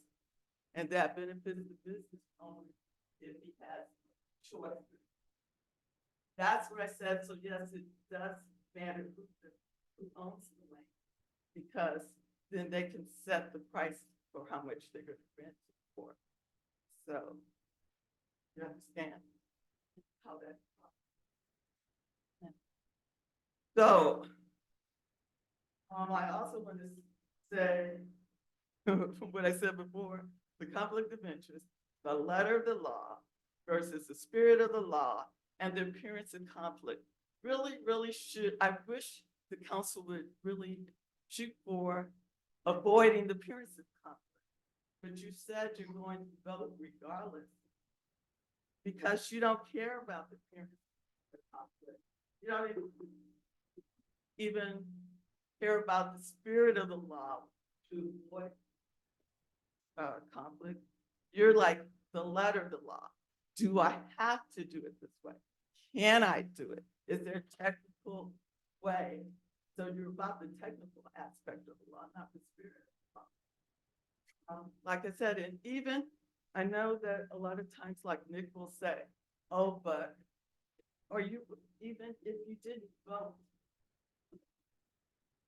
just even the interaction you had as a council member, asking the questions that you taking the vote you just took about whether to table this or not, you are influencing this legislation that you're the beneficiary of. So the recusal of the one particular vote at the end does not neglect the conflict of interest that you're having, even in discussion, in the discussion of the issue. Thank you. Conflict of interest is so apparent. And I am the person who voted. I love your business. Thank you. And like I said, I just want you to have options and so you can negotiate. Ms. Pittman, do we have anyone else? Yes. Alan Miller? Mr. Miller? Yeah, to the office. I got one more thing to say before I go. No, they put that park over there beside my house, 2 years ago. And a couple, last month, that tree fell across that fence and bent it down. And they still on the citizen property, but it fell over in the park. So they sent somebody out there to cut the tree off the fence. Fence still been up. Now people throwing furniture over the thing. Okay, And they need somebody to clean it up. okay. All right then. We'll send Public Works over there. Thank you, Mr. Williams. Alan Miller.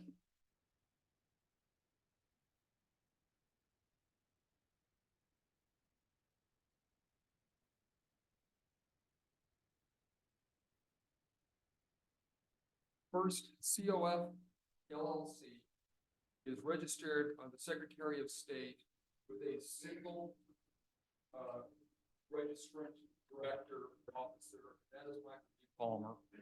And it is registered to his actual residence, which is in Warrenville. Right.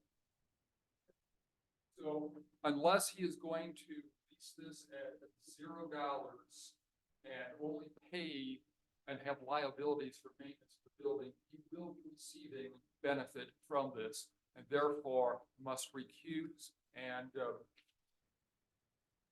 next.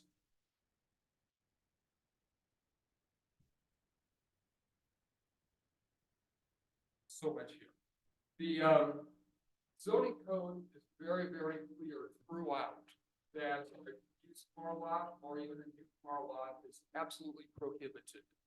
If you approve this, you are violating just an incredible number of different provisions within the zone. Recognize that if you think that it should be changed, there is a formal process to do that. We went through that entire very difficult process to get the form-based code approved and implemented. And you need to be going through that same process because there are a lot of people with extreme vested interests. I don't mean that financially, but as far as their vision of the community, their interest in how the community should be formed, that form the basis of that change. There's a dramatic change from the code that was there before. Again, the reason there are so many provisions in the form-based code that say that a car sales use is prohibited is because they wanted to make it very, very clear that it was not wanted. When I first moved to Ferguson, that entire stretch of road was lined with used car lots. There aren't any now. And that was by design. And if you say that that's no longer viable, that we want something else, again, we have to go through the process. Right now, we are in the process, supposedly, of rewriting the zoning code, but that process has been on hold for a very long time.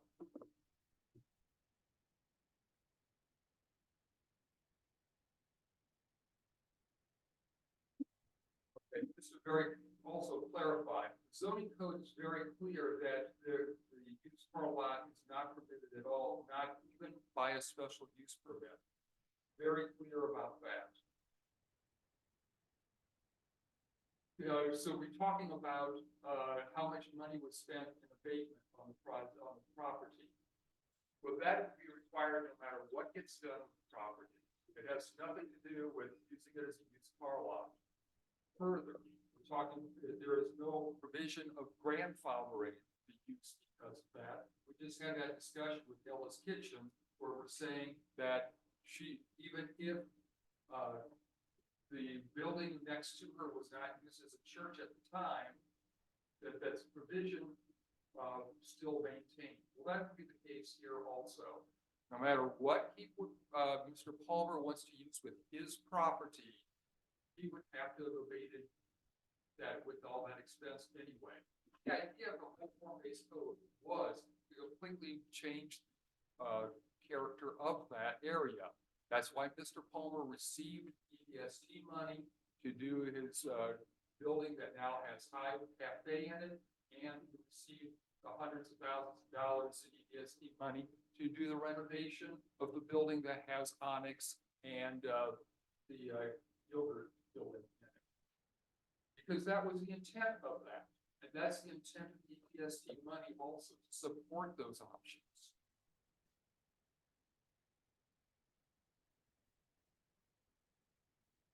One more item, Mr. Allen. And this whole conversation changed my notes, so I'm sorry. There's just a lot here. Well, and then I'll just end it by reinforcing what Mr. Shropshire said, and that is that there is a long history now that Mr. Palmer even participated in, which caused certain businesses that were in there of similar uses to be rejected. Because the idea until this moment was everyone was in favor of the form-based code, and now all of a sudden we're going to change direction. Getting rid of it, well. Thank you, Mr. Miller. I'm losing my train of thought, but anyhow, it's very, very clear that there's no provisions whatsoever for you to approve this proposal. Oh, the last thing I was going to say is that Mr. Palmer's signature is on the application. Clerk Pittman, anyone else for the public hearing? Yes, Nick Cassoff.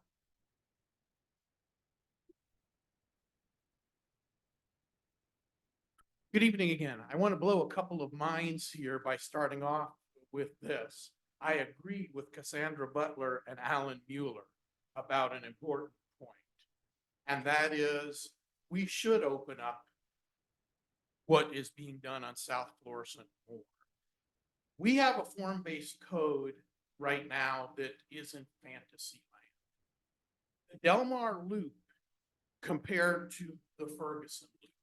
If we believe that the Ferguson Loop goes all the way from Woodstock up to Carson Road, which is where that form-based code district extends to right now, it's 50% longer than the Delmar. The Delmar Loop, which has 15,000 high-income Washington University students buying beer every Friday night. We don't have that here. I support having a walkable business district, and the walkable business district should extend from Carson Road to Suburban. South of Suburban, we need to get in touch with reality and change the zoning. If you go through there right now, there's no pedestrian-oriented development south of Suburban at all. It's 100% vintage automobile-based development. Big parking lots in front of the buildings set way back from the street. And that stretch of Florissant Road is never going to be a walkable business district. So I say this, let's focus our attention on Carson Road to Suburban for the walkable business district with restaurants and entertainment. It's very underutilized right now. We've got a lot of vacant buildings and a lot of problem properties through there. Let's build that section up. Let's come up with something feasible and different for south of Suburban. And by the way, let's start paying attention to West Florissant too. We never like to talk about West Florissant, but they're about to drop a whole bunch of money over on that side of Ferguson, and there's dilapidated strip malls and closed businesses and nonprofits over there. We need to start thinking about that area as well. As far as the car lot goes, I think it's absurd that you can have a pick and pull or a used mattress sales lot down there, but you can't have a used car lot. And by the way, I'm confident that used car lot's going to comply with the standards that Mr. Palmer proposed in his bill that's been tabled for a few months. We're not going to have shoulder-to-shoulder junk cars sitting around for months like we do with the car lot on Chambers at Ames that's right next door to somebody's residence. So we're going to have a higher standard. We're going to have development that's compatible with what's in the district now, with the history of the district, and with the realistic future of that section of Florissant Road. I strongly believe it should move forward. Thank you. Thank you, Mr. Casal. Do we have anyone else? Erica Brooks? Erica Brooks. There go our 9 o'clock call. Okay. You're not. Going on. I'm just a citizen trying to voice my opinion. That's all I'm saying. But anyway, is there any way for you to start that clock over? Because that wasn't my time talking about this situation. So much. All right. Anyway, question I have is, when it comes to you, Councilman Palmer, spending all that money as far as restoration of the land due to the other cars that were there to remove the toxins from the land, what's going to prevent this car dealer from having the same issues as far as the land is concerned? And like chemicals getting placed in the ground, and also going to other adjacent buildings. What methods or what tactics are being used or put in place already before he get there to be able to say this is going to be healthy for the environment? That's the question I have. Outside of that, when it comes to you saying that you wouldn't benefit from that if he's a productive auto salesman, I think that would increase the value of your land because you have more business going. It's just like anything else that's in the community. It's going to bring more sales tax. and you have more people there, so therefore, like, Sandra was saying, you could increase the price because of the value of your land. I mean, people do business, that's all good, you know, I mean, I know you have a lot of revenue going in the community anyway, but it's just the fact that when it comes to voting on anything, if it's gonna pass, it's gonna pass regardless if your vote is there or not. Because you have enough people to be able to pass something that's gonna be productive, if it's productive, and if you have the right mode of operation going on, it shouldn't be that hard to get this passed, if it's something that's gonna be productive for everybody in the community. Now, if it's lining your pockets and it's something that's not the right motive, you know, and like I said, it's hazardous to the environment, you know, or some other situations going on, that's a whole nother situation, but I mean, I think you should not vote on it, because I mean, if you were, you know, thinking about the situation in a positive way and being transparent about the situation, if it's for this gentleman and his car lot to be there, the city of Ferguson is gonna vote him because they're gonna he's gonna bring the sales tax in the city that needs to be here. But I'm just saying, if you all as a city can look into if they provided health measures that won't be a repetitive situation to bring toxins to that particular ground that he spent so much money on, that would be a good situation to find out. It's just kind of repeat the same situation, but another person have a chance to do the same thing. Thank you. Thank you. Do we have any more for a public hearing, Ms. Octavia? Yes, the last one we have for this topic is Mildred Klein. Ms. Mildred Kleins.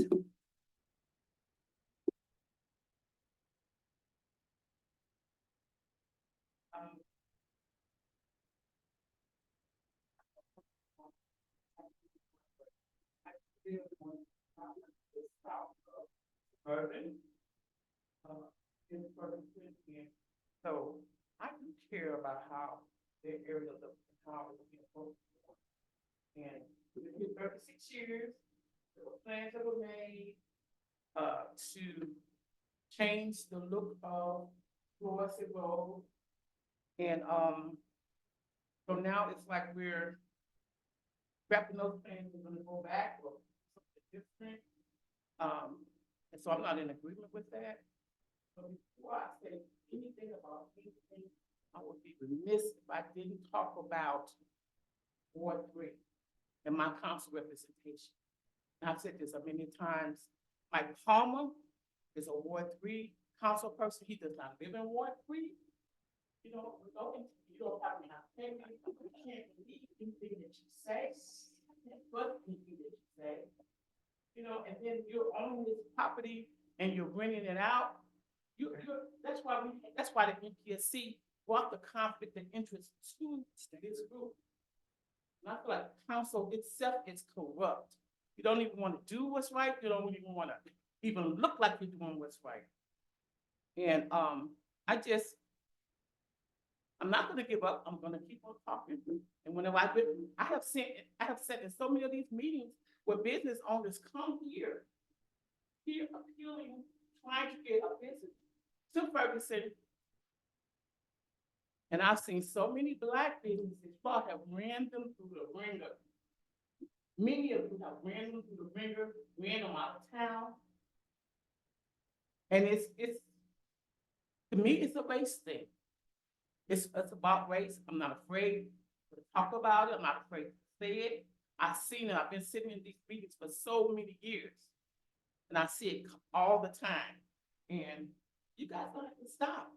But I see, when I got here tonight, I've been in a long time physically, and it's the same thing. It's changed. It's this good old boy network, you know, but Ward 3, like I said, got a lot of issues in Ward 3. Thank you, Councilwoman Noah, for getting all the information, trying to help us. No thanks to you, Mr. Palmer. I don't care how many you have. You're making money off of that. This doesn't pertain to the I public know. hearing. I know. You're making money off of that. So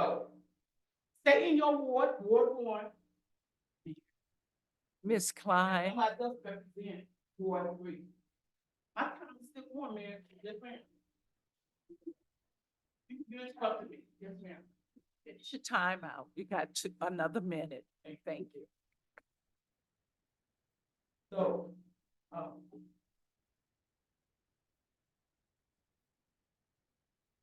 I would ask that whatever it is that Mr. Palmer, he's got a front person up front. He owns that business. This is business. You know, he's got somebody else's name on it, but it's really his. There comes time to vote, I expect you to choose yourself. Whether you do the right thing or not, you probably won't, because you haven't been doing the right thing. Thank you. Clerk Pittman, do we have anyone else? No. Okay, thus end the public Madam Mayor. hearing. Councilman Palmer. Do I have permission to address some members of council, veteran members of council? Do I have your permission to address some other members of council with a question or two?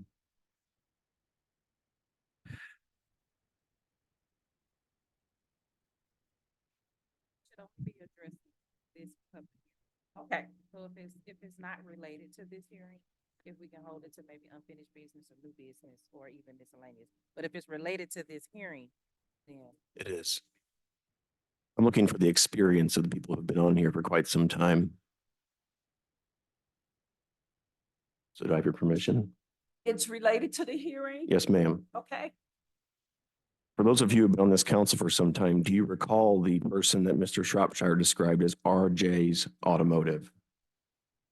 Did we or did we not approve his special use permit for 1000 South Florissant Road? yes, we did. We did. Did he move next door after he was evicted from 1000 South Florissant Road and operate business out of a building he did not have a business license or a special use permit? Is that why he left town? I don't know. But yes, you're right. So he did get a special use permit. He did operate his automotive facility at 1000 South Florissant, a building I don't own, have never owned. And he did get evicted and move next door and operate illegally and was told he had to get a special use permit again. But at that point, he had performed poorly with the city council's opinion. So you guys did not grant the second permit. Is that correct? As I recall, there was also an issue with the landlord at the time. Yeah. Yeah, the landlords, the people that actually were related that owned both buildings. So the new person said, yeah, you didn't pay your bills next door. We don't want you here. Secondly, to address the toxins that were removed from the soil, the toxins were gasoline range organics that were from the Bolch gas station that was originally constructed. They weren't from automotive sales. They were from leaking galvanized fittings in the ground. There was groundwater contamination. 6 monitoring wells were installed and monitored for a period of 4 or 5 years. Car sales do not contribute to this type of contamination, but gas stations do. The tanks were removed in 1989 to comply with the Missouri Underground Storage Tank, Petroleum Storage Tank Insurance Fund qualifications, therefore making the property eligible for remediation. The contamination, again, was not due to car sales. It was due to selling the gasoline, specifically leaded gasoline. Thank you. thank you. Point of order, point of order. Give me a point of order. I need to direct a question. Do we have anyone else that has signed up to speak at this public hearing? Signed up. But we did have one last request. Point of order, Ms. Brooks, please. No. No. Point of order. Clerk Pittman? We have anyone else signed up? Signed up? No, but we did have one last one. We from the audience that asked we that- do have another person. From the audience that asked. that. Okay, would you call that person, please?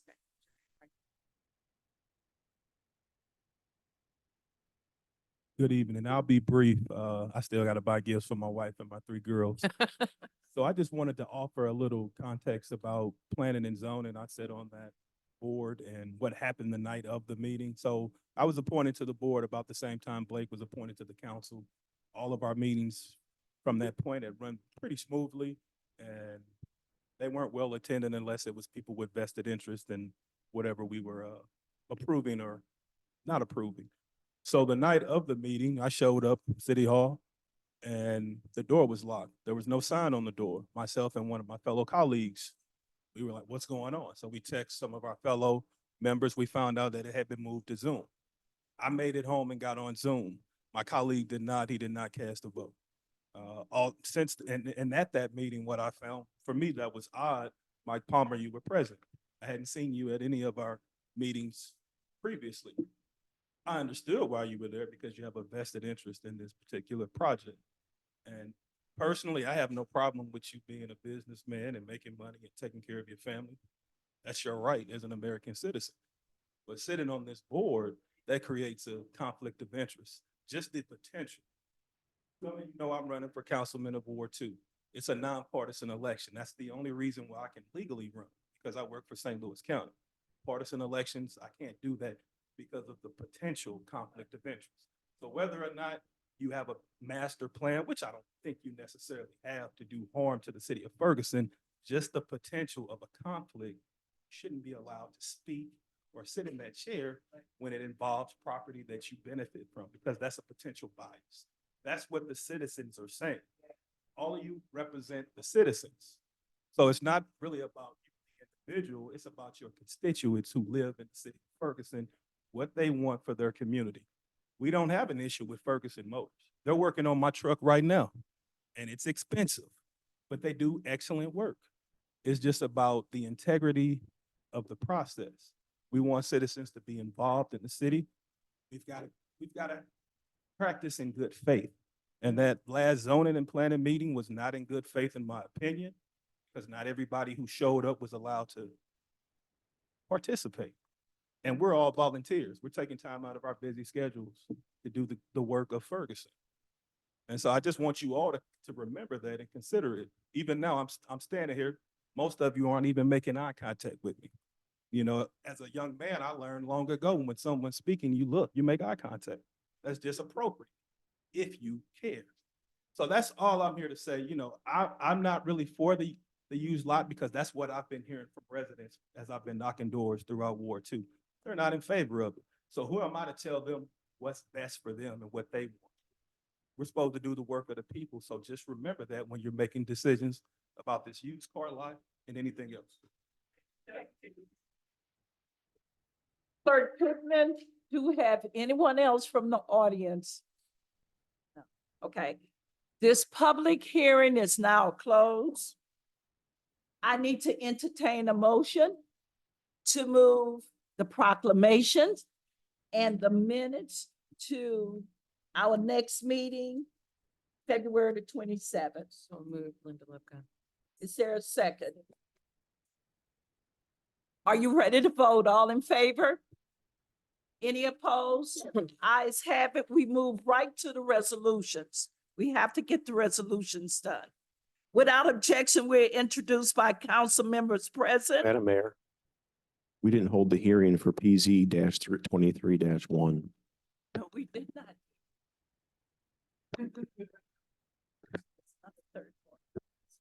Okay. Rachel, would you come up, please, for the next hearing? Well, we did pass to move the minutes and the proclamation to February 27th. We are going to entertain the next public hearing. We have to get these resolutions passed tonight in order for St. Louis County to do their work. Please. Last public hearing that we have is a planning and zoning case that was recommended to move on to the next steps, one of them including a public hearing, which is where we're at. And this is a lot consolidation request coming from Michael Palmer.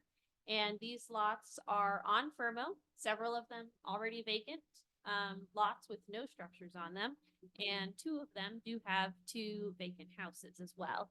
They were involved in the flood of 2021, I think it's. 22. Yeah.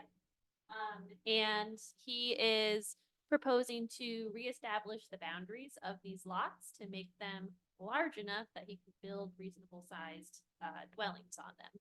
Right now, they're all shoebox cigar house sized lots from the 1800s. Really give us a lot to work with. So that's what the request is. Do we have any questions from council? Councilman Palmer. Ms. St. Pierre, would you describe some of these lots as being non-conforming to the current standards to build a house on? Yes, exactly. So this is simply making the boundaries large enough that a house could be built on, because currently if somebody were to apply to build a structure on some of these, you would deny it because of setbacks. Correct. Thank you. Are there any questions from council? Hear no question for council. Clerk Pittman, do we have anyone sign up to speak? We only have one, Alan Miller. Alan Miller, would you please come to the podium?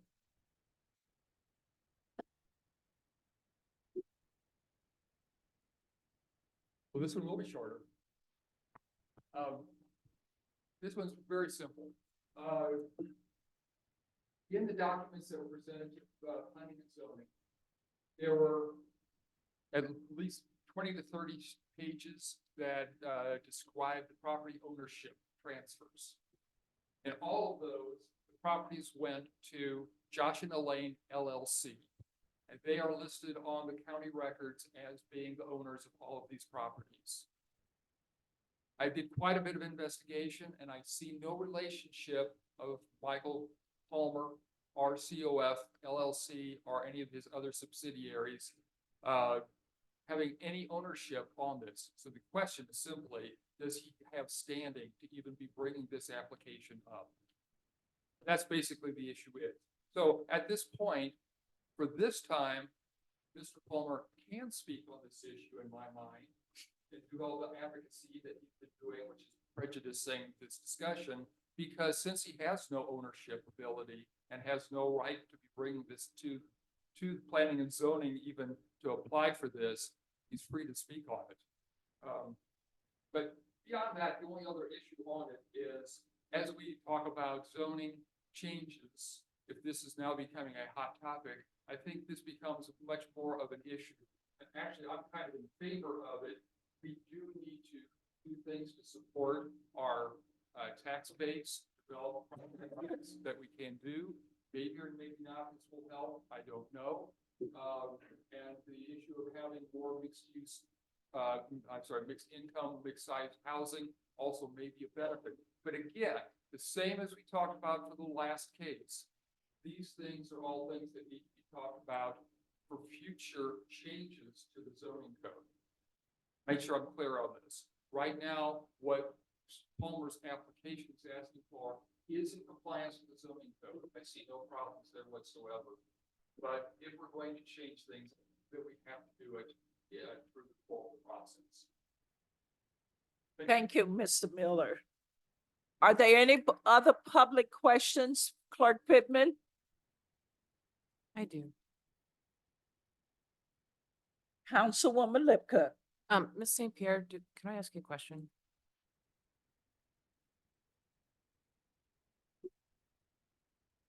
So could you explain,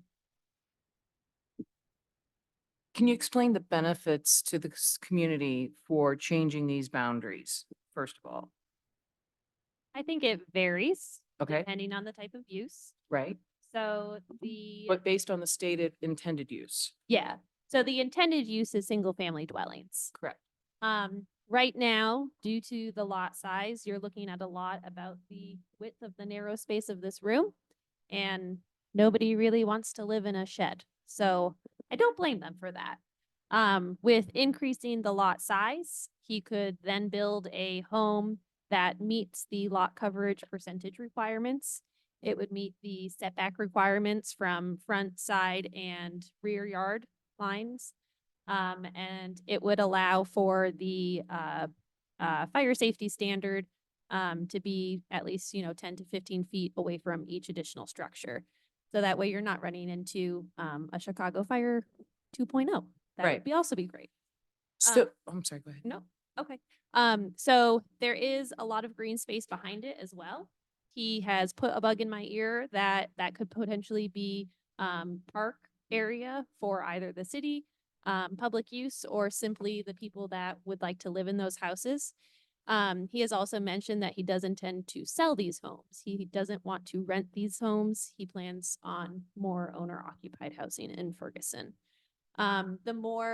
Right now those lots are vacant. Either there's no structure on them, so the property value is very minimal, or there are vacant structures on them that have code violations.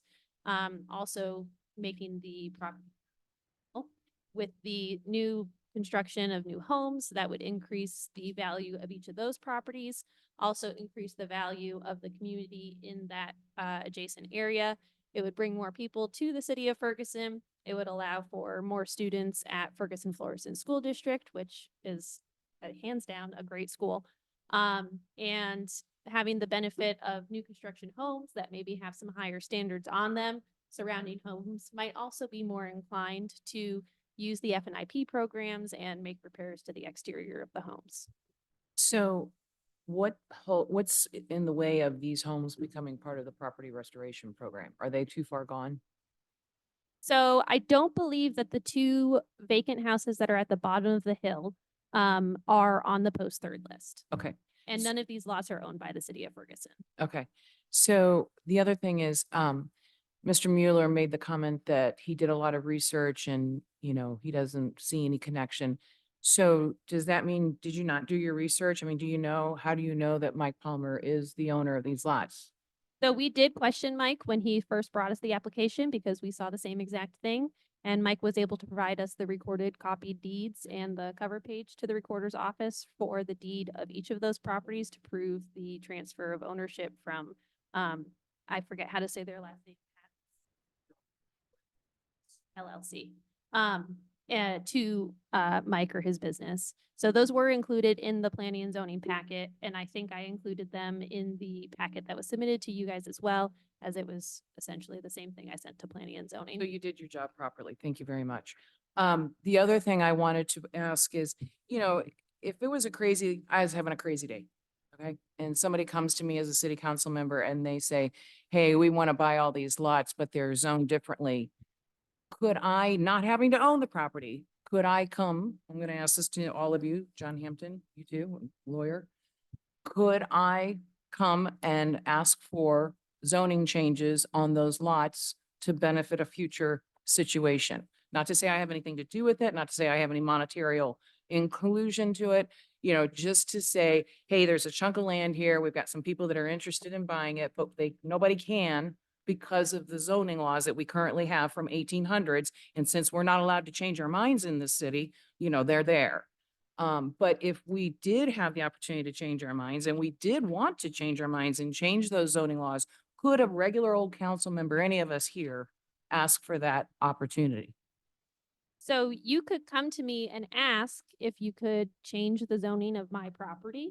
And then I would ask you for proof of verification that I have given you permission to do that. Okay. Because you can't just do willy-nilly things with other people. No, right. No. But let's say that, you know, the people who own it want it changed. Okay, yeah. We still ask for owner authorization. But they could ask a council member to help them do that, to bring it to the right people in the city hall. Oh, yeah, as just a reference of some kind or like a coach. Yeah. Okay, thank you. Ms. Pittman, Clerk Pittman, do we have any other people signed up for this public hearing? Finished? The public hearing for case PC 23-1 is closed. We have already taken a vote to move the proclamations and the minutes onto the meeting on February the 27th. We must move to the consent agenda, which gonna house our resolutions. Without objection, we're introduced by council members present. resolution number 2024-4. Attorney Thomas, could you please read the resolution? Thank you, Mayor. A resolution selecting a professional services contractor to assist with grant writing, awarding the contract to said contractor, and authorizing the city manager to execute the contract on behalf of the city. City Manager Hampton. Yeah, Mayor and Council, we brought to you the presentation last council meeting. And remember this, we don't pay unless they win. So it's a win for us. Thank you. I ask for a motion and a second for approval. So move, Naquita Noah. Second, Linda. Clerk Pittman, could you please call the roll? Aye. Councilman Palmer. Aye. Councilman Ashby. Aye. Councilwoman Robinette. Aye. Mayor Jones. Aye. Councilwoman Lipka. Aye. Councilwoman Nelson. Resolution number 2024-4 passes. We move to resolution number 2024-05. Without objection, we're introduced with council members present. Hear none. Attorney Thomas, could you please read the resolution? Thank you, Mayor. A resolution declaring certain used vehicles and used equipment owned by the city of Ferguson as surplus property and authorizing the city manager to sell said property at its fair market value. City Manager Hampton, could you please explain? Yes, ma'am. This is property that is no longer being used by the city. So it's earmarked surplus. What we want to do is sell or have an auction for our employees and residents only first. And after that, if it doesn't sell, then we would take it to either Purple Wave and or Enterprise, who we buy the cars from currently. This is a way to give back to residents and employees. Thank you. Quick I'm question. requesting a motion in a second. Quick question. Councilwoman Lipka. I'm sorry, she made me smile. Once you sold those to the residents and you have the leftover that didn't sell, is there any way to maybe make some of those police cars or whatever, those kind of cars, those dummy cars that sit and you use them all over the city to look like a police officer's there? No. Okay, nope, there's my answer. Good to go. Okay. Some of them are just too old. Yeah. Yeah. And so. So the Andy Griffith look wouldn't work? Correct. Gotcha. Okay. I'm requesting a motion in a second for approval. So move, Linda Lipka. Clerk Pittman, could you please call the roll? Councilwoman Lipka. Aye. Councilwoman Nelson. Councilwoman Noah. Aye. Councilman Palmer. Aye. Councilman Ashby. Aye. Councilwoman Robinette. Aye. Mayor Jones. Aye. Resolution number 2024-05 passes. We move to the bills requiring the first reading. Without objection, we're introduced by council members present. At this time, no action will be taken on these bills. And Attorney Thomas, could you please read the bill by the title only? Bill number 7268. An ordinance authorizing the mayor of the city of Ferguson, Missouri to enter into and execute an agreement regarding the granting of a temporary slope and construction license to the county of St. Louis. City Manager Hampton. Yeah, Mayor and Council, this will be for the West Florissant area, by the old car wash. Bill number 7269. Without objection, we're introduced by council members present. Hear none. Attorney Thomas, could you read the bill by the title only? Bill number 7269. An ordinance authorizing the mayor of the city of Ferguson, Missouri to execute a general warranty deed conveying a right-of-way to the county of St. Louis. City Manager Hampton. Again, this is just like a paper street on this one, I believe. And when we go to the second reading, I can have Dave bring it up. Okay. And Rachel. Is that part of that project by the? Yeah, okay. We don't have any bills for second reading. We move to unfinished business. We don't have any bills for second reading.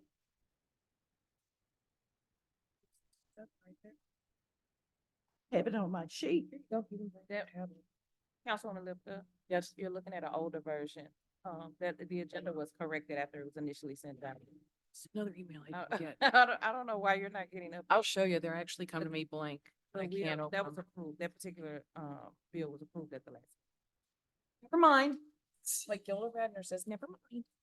Unfinished business, a discussion on the whistle stop request for proposal results.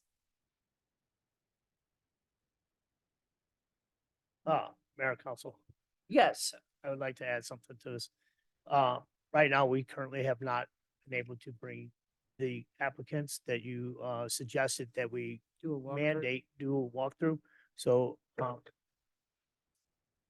any further action until we at least get that portion, because they need to know what they're walking into. very much so. Mayor, may I make a motion to postpone? Is it necessary? Mhm. I make a motion to postpone unfinished business topic, whistle stop request until they have completed a walkthrough. Is there a second? Second, Quita, no. All in favor? Aye. Any opposed? Ayes have it. It has been postponed. New business. City Manager Hampton. I have none.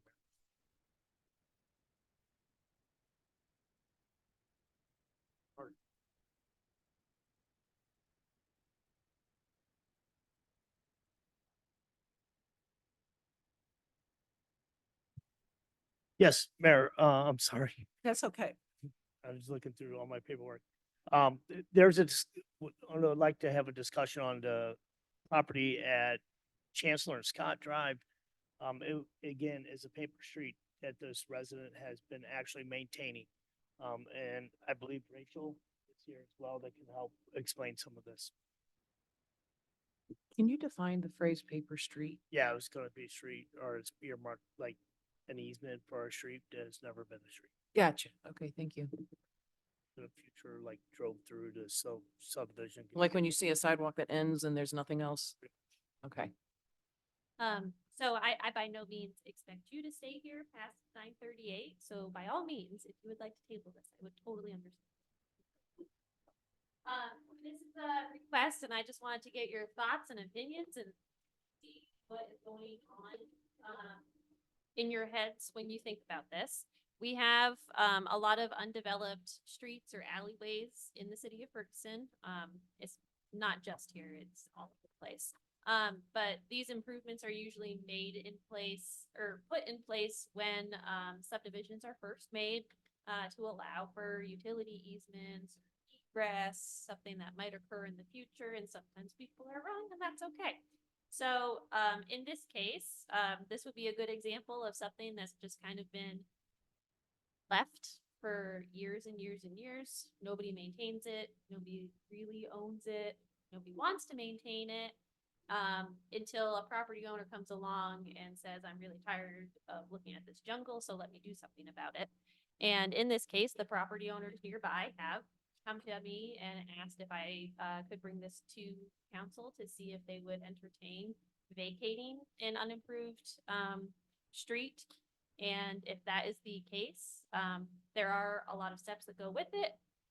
So we, again, would have to have the person apply through a planning and zoning application. It would have to go through planning and zoning. They'd have to get a survey done. We'd have to have a legal description. There would have to be notices to all of the adjacent property owners that would be affected by this, a public hearing, and then, of course, 2 readings.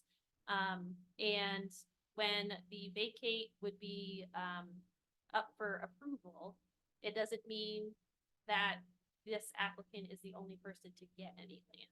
When you vacate a public right-of-way like this, every property owner down the alley, so if this is the alley, you get the width of your lot, plus half of the alleyway. So normally an alleyway is 10 feet wide, so that person might get a 5-foot by 100-foot section of land. So if that is something you guys are interested in, I can relay that information back to this person and then let them continue with their plans. Councilwoman Lipka. So I'm looking at the map that's included in our packet.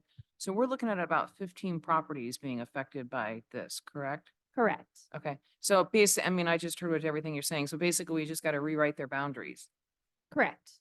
And they have the opportunity. So if all 15 of those property owners had zero intentions of taking over more land, they can decide to opt out.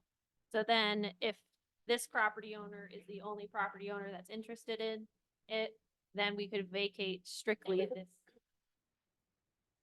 They'll just get half of it and the property owner on the other side would get the other. So we wouldn't have any responsibility to that property any longer as well? So we don't have to worry about mowing it or keeping the trees in order or anything like that? Correct. Okay.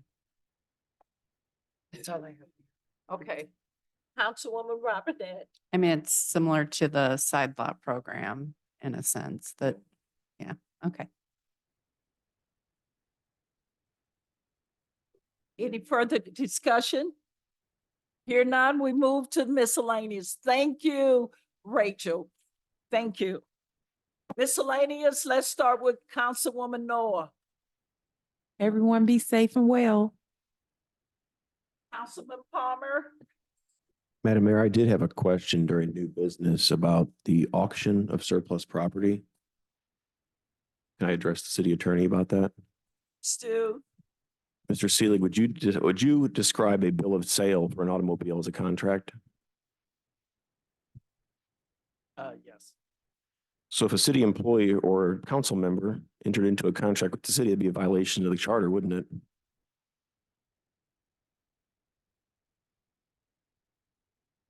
We're gonna have to look into this more. While we're bookkeeping here.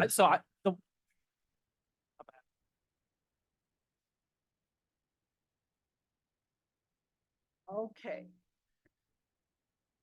And I'm ready for miscellaneous now, if that's okay. To address my attendance at the planning and zoning meeting, the only time I've ever been, I wasn't there for the car lot. I was there for my boundary adjustment. That's why I was there. And also conflict of interest. A wise man who once sat to the right here said, a conflict of interest is something you're supposed to disclose. It doesn't forbade you from voting. It's about disclosure. Would you agree with that, Mr. Seelig? That's true. So as long as you disclose and you're transparent, the conflict has been disclosed. So disclosure is what is key, correct? Yeah, speaking from a purely legal standpoint, that's correct. Thank you. Thank you, Councilman Palmer. Councilman Ashby. Happy Valentine's Day, everybody.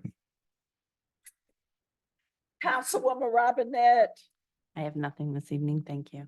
Councilwoman Lipka. I would just like to also add to the comment that Councilman Palmer said, when our distinguished council member at that time made that comment, it was something that I highly questioned. And as I did the questioning, I found out he was absolutely right. And at the time I wasn't thrilled about it, but it is true. You have to disclose. This also came from a man who at that time was not only our council member, he was a prosecuting attorney for 2 communities, and he was a sitting judge for a community. Now he's our prosecuting attorney for St. Louis County. So this is a man who has credible background and has for many, many years, who stated that and made it a very strong and undeniable situation for the city of Ferguson council members and their votes. Thank you. Have a happy Valentine's. Thank you, Councilwoman Lipka. Councilwoman Nelson. Yeah.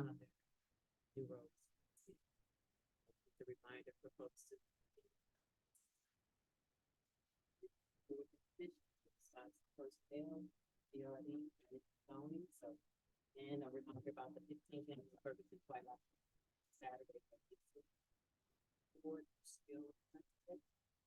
And train. Clerk Pippen. Attorney Thomas. I don't have anything. Thank you, Mayor. City Manager. It's spoken of. I just would like to say it was a spirited night. Everyone got to voice. I just hope that you have the right to voice. However, it's okay to agree to disagree, but let's not beat up on one another. I say that sincerely because I can't wait till Ferguson has something to say about this meeting.